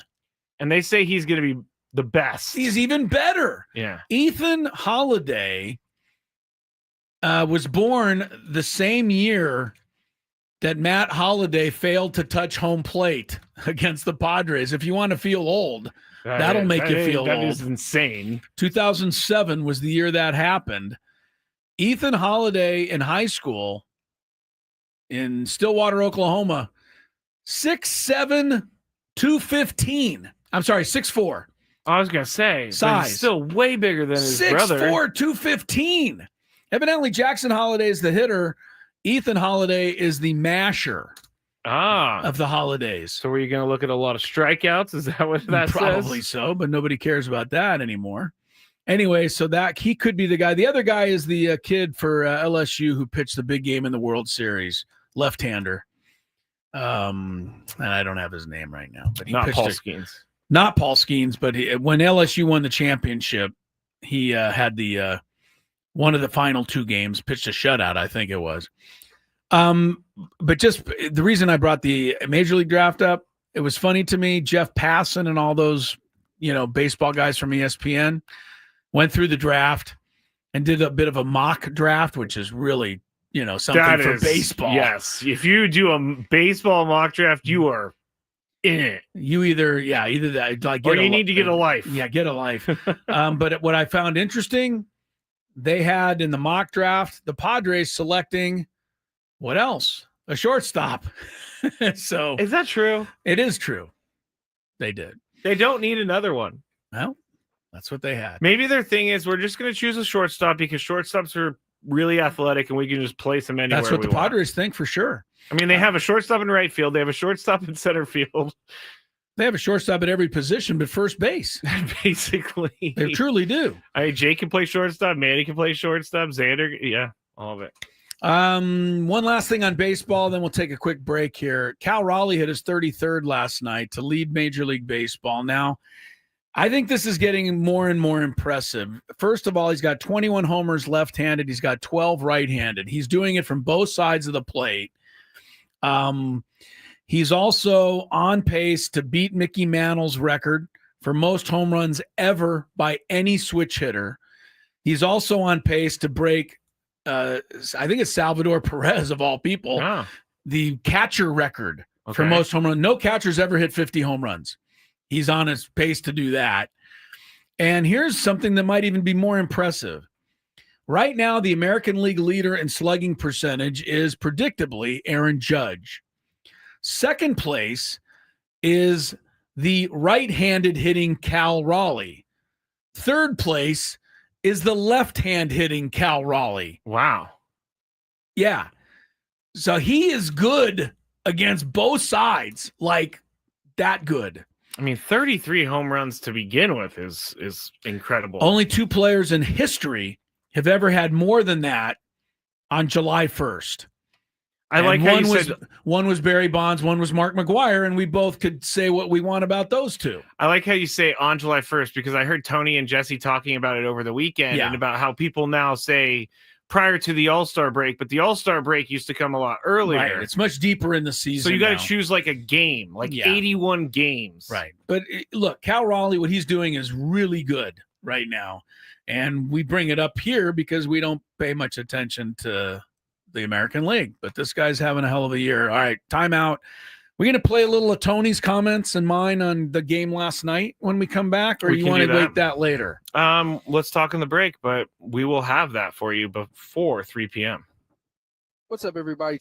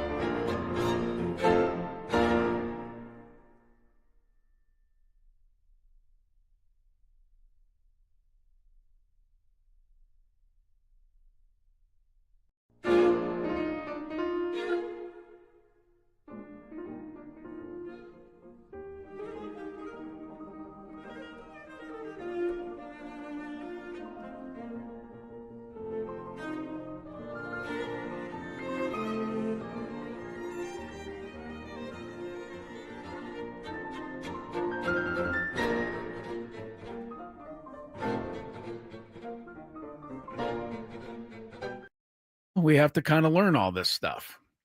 We do. All right. Yeah, we have to. All right. Tony and I talked about everything that happened in the game last night. Scraby will let you in on that before the end of the show. So you'll hear everything that we said. I will give you a preview of what we said, though. Zack Wheeler was really good. Yeah, Yes. the womp. Well, Zack Wheeler was the reason that we had to do a womp. So did you see this news, Chris? I don't know. We got like 2 minutes. I don't know. I don't know. What is it? And by the way, everybody, we're doing ice skate. We're basically just skating along because of the postponement. Bob Melvin, the Giants exercised his 2026 option for next season. They love him, Bob Melvin. Yeah, I guess Even so. though he's dropped 3 straight. I He mean, fell to the Marlins twice, and then he fell to the D-backs last night. So, well, look, Bob Melvin's I think he's a good manager. I'm not sure why, but I think in the minds of most Padre fans, you say Bob Melvin, there's a negative. Oh, there's totally a negative part of connotation. that. Yeah. And I'm not sure why. There's only one manager that's gotten them within 2 games of the World Series in the last 30 years, and he's the guy. Bob Melvin. That's right. Padres Phillies postponed tonight. They're not the only ones. Tigers Nationals postponed. Brewers Mets, same thing. So it's raining everywhere except Toronto, where the Jays are leading the Yankees 4-2 in the 7th. On Canada Day. It is Canada Day. Isn't that nice? They're wearing red. Happy Canada Day to all of our Canadian friends out there. Do we have any Canadian friends? Absolutely. I used to Okay. work for the Gulls, and I know many Canadian guys and gals, and I like them all. Okay. So there you have it. There we go. Blanket statement. about Blanket Canadians. statement, like them all. All right. We're That's it. You can go, Chris. You have your I got my meeting. big meeting. You have a meeting. Okay. I will take over for the You'll final cut half it, hour. You'll pick us up for half an hour. Sammy will come in after that. Remember, double header tomorrow, and that is 10 a.m. and 3 p.m. The 2 start times tomorrow, both here on 97.3 The Fan. Stick around for more hijinks.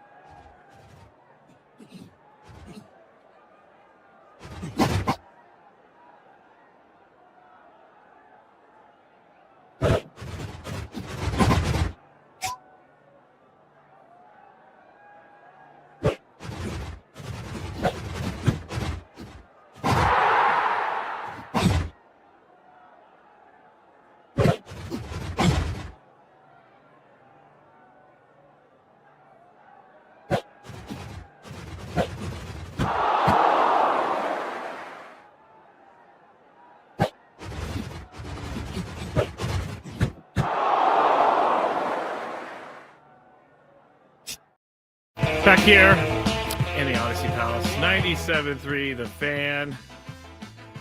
Chris Ello off to his meeting. Sammy Lev coming up at 3 p.m. We're going to hear from Chris and Tony from earlier in the show just to get their thoughts on, what happened last night with the Padres and Zack Wheeler. Basically, they got Wheeler'd. And it's not like Zack Wheeler doesn't do this to everyone. I started out the show by reminding everyone he's only given up 2 earned runs in the month of June. I believe he has a .58 ERA in the month of June. And he's very, very, very good. Here are his strikeouts in his games in June. 7, 9, 8, 8, and 10. And he's gone 6, 6, 5, 6, and 8 innings. So when you think about the Padres offense and you're thinking, okay, well, they're still stinking. I mean, they face Zack Wheeler. They face the guy who's going to mow you down. Face the guy who might be a Cy Young Award winner. It's something that happens. Although I feel like I do say all the time, well, they just faced a good pitcher last night. I mean, yeah, everybody's a good pitcher. It's Major League Baseball. But Zack Wheeler is up there, upper echelon of pitchers. But I do want to talk about Fernando real quick because someone on the chat earlier was saying that Fernando's just not that guy anymore. Fernando's not going to be that guy anymore. And looking through his stats, I got to say I'm a little bit more concerned than I have been in the past. In the last 30 games, Fernando's hitting .220, and he has struck out 17 times. In the last 15 games, he's hitting .218, and he struck out 8 times. In his last 7 games, 27 at-bats, he's hitting .148, and he struck out twice. And his slugging and his on-base percentage is not even above 600. Am I concerned about Fernando? I'm absolutely concerned. This is not even a slump at this point. This is just seems like what he is. I can't say that because it's like we've seen Fernando be so good before. We've seen him hit 42 home runs in 2021.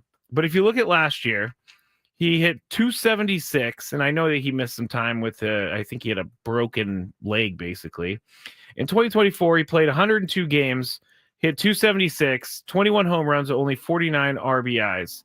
He had 11 stolen bases last year. This year, he has 17, so he's doing a little bit better there. But his OPS for this year is now down to 791. At certain points during the year, it was well above 900. It was over 1,000 or 1.000. And Fernando just has not seemed like he's not making good contact. It's really difficult for me as a guy who can't hit a 95-mile-an-hour fastball to criticize Fernando, but you could kind of tell how he's seeing the ball by how well he hits the ball. If he hits the ball hard, he's seeing the ball, but he's not really seeing. It seems like he's rolling over on ground outs. It's just, and he's missing mistakes that he usually punishes. I won last night. I don't remember which inning it was, but specifically on during the game, they said that was a mistake that Fernando punishes usually, and he's not doing that anymore. He's not doing it anymore, which is why I'm a little concerned about Fernando. I just hope that for whatever is going on, if there is something going on in his life, I mean, he is a professional. So he's going to have to figure out how to play through stuff like that. But it's not been a good go here in the last 2 months for Fernando. And the way he started the season was just so much fun.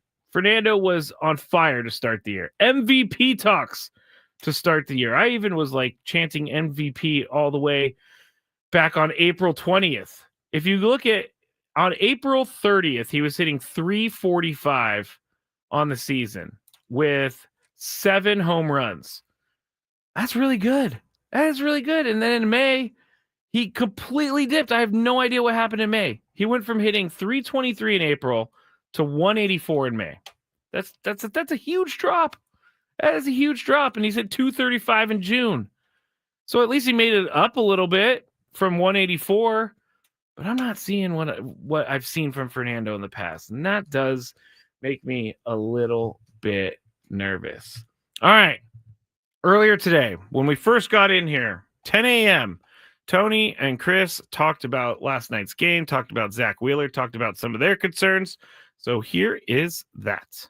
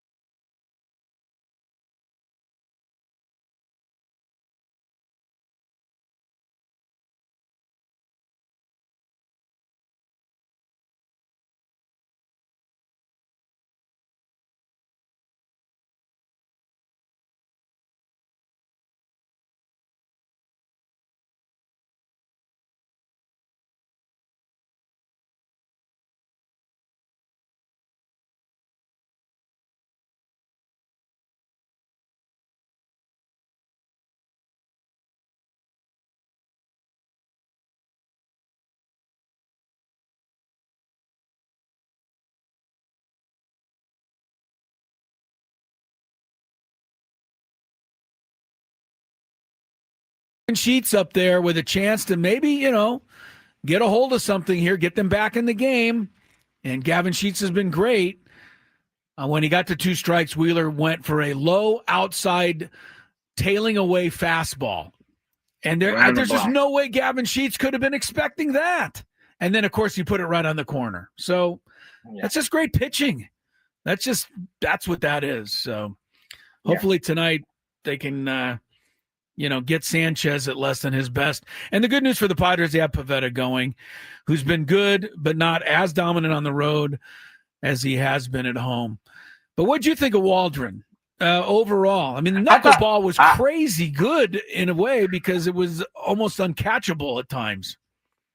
A couple things that I thought it was notable that he stuck with the knuckleball at a very, very high percentage. I think he was somewhere around 70% with the amount of knuckleball. The highest, I think his average was 38% last year. And so I think that's where some of the walks came from, is that typically if he went 2-0 on 2 knuckleballs, he'd throw a sinker or the sweeper to kind of get himself back in.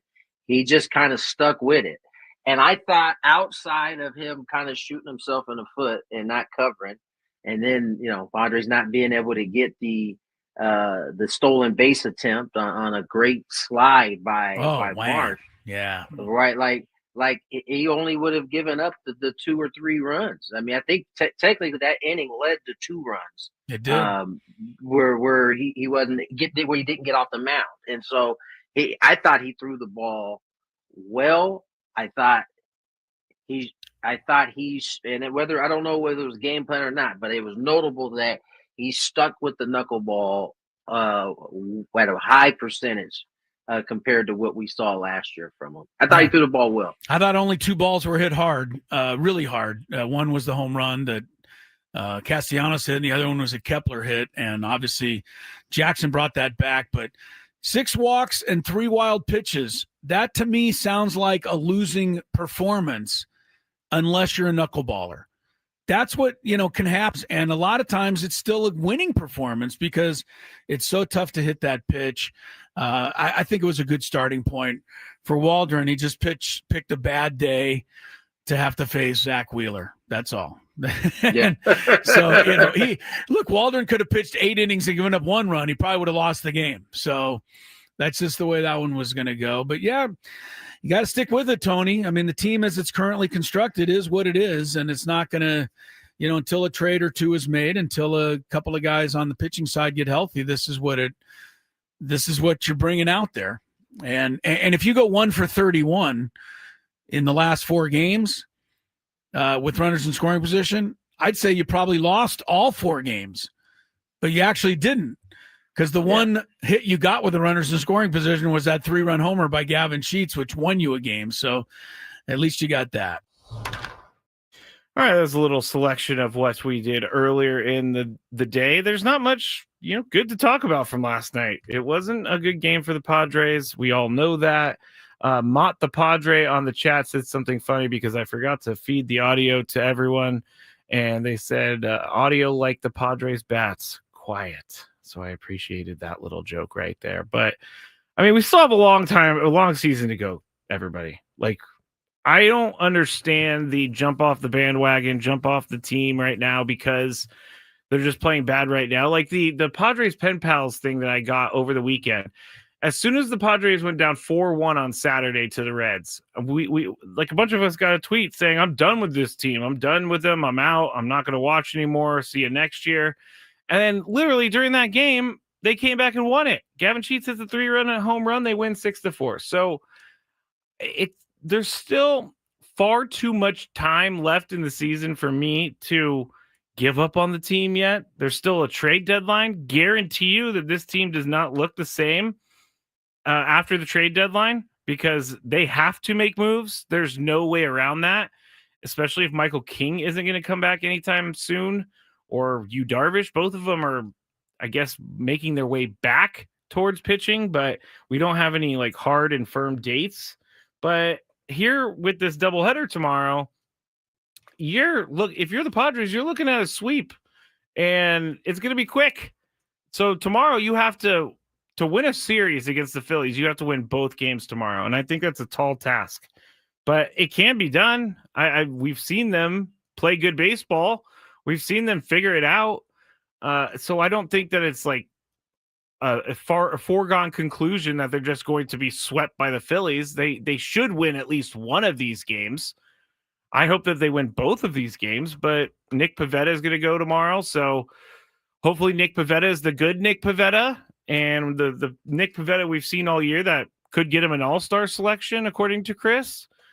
I mean, there's just still too much season left. Way too much season left. Trav says, we almost got no hit by Nick Martinez.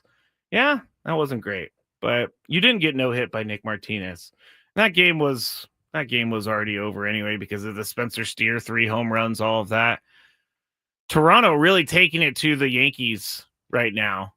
George Springer just hit a grand slam for the Blue Jays, and they are up 9-4 over the Yankees in the bottom of the 7th inning. So I guess the Blue Jays are playing some good baseball right now. Like, why? It would be so much fun to see the Padres hit a grand slam. I don't understand why things have been so hard to come by this year. And now you got Manny in the 2 spot, and I'm basically just doing this off the top of my head because we were supposed to be done a little bit ago. But you got Manny in the 2 spot. Doesn't seem like he likes the 2 spot, and I know that's not that big of a deal.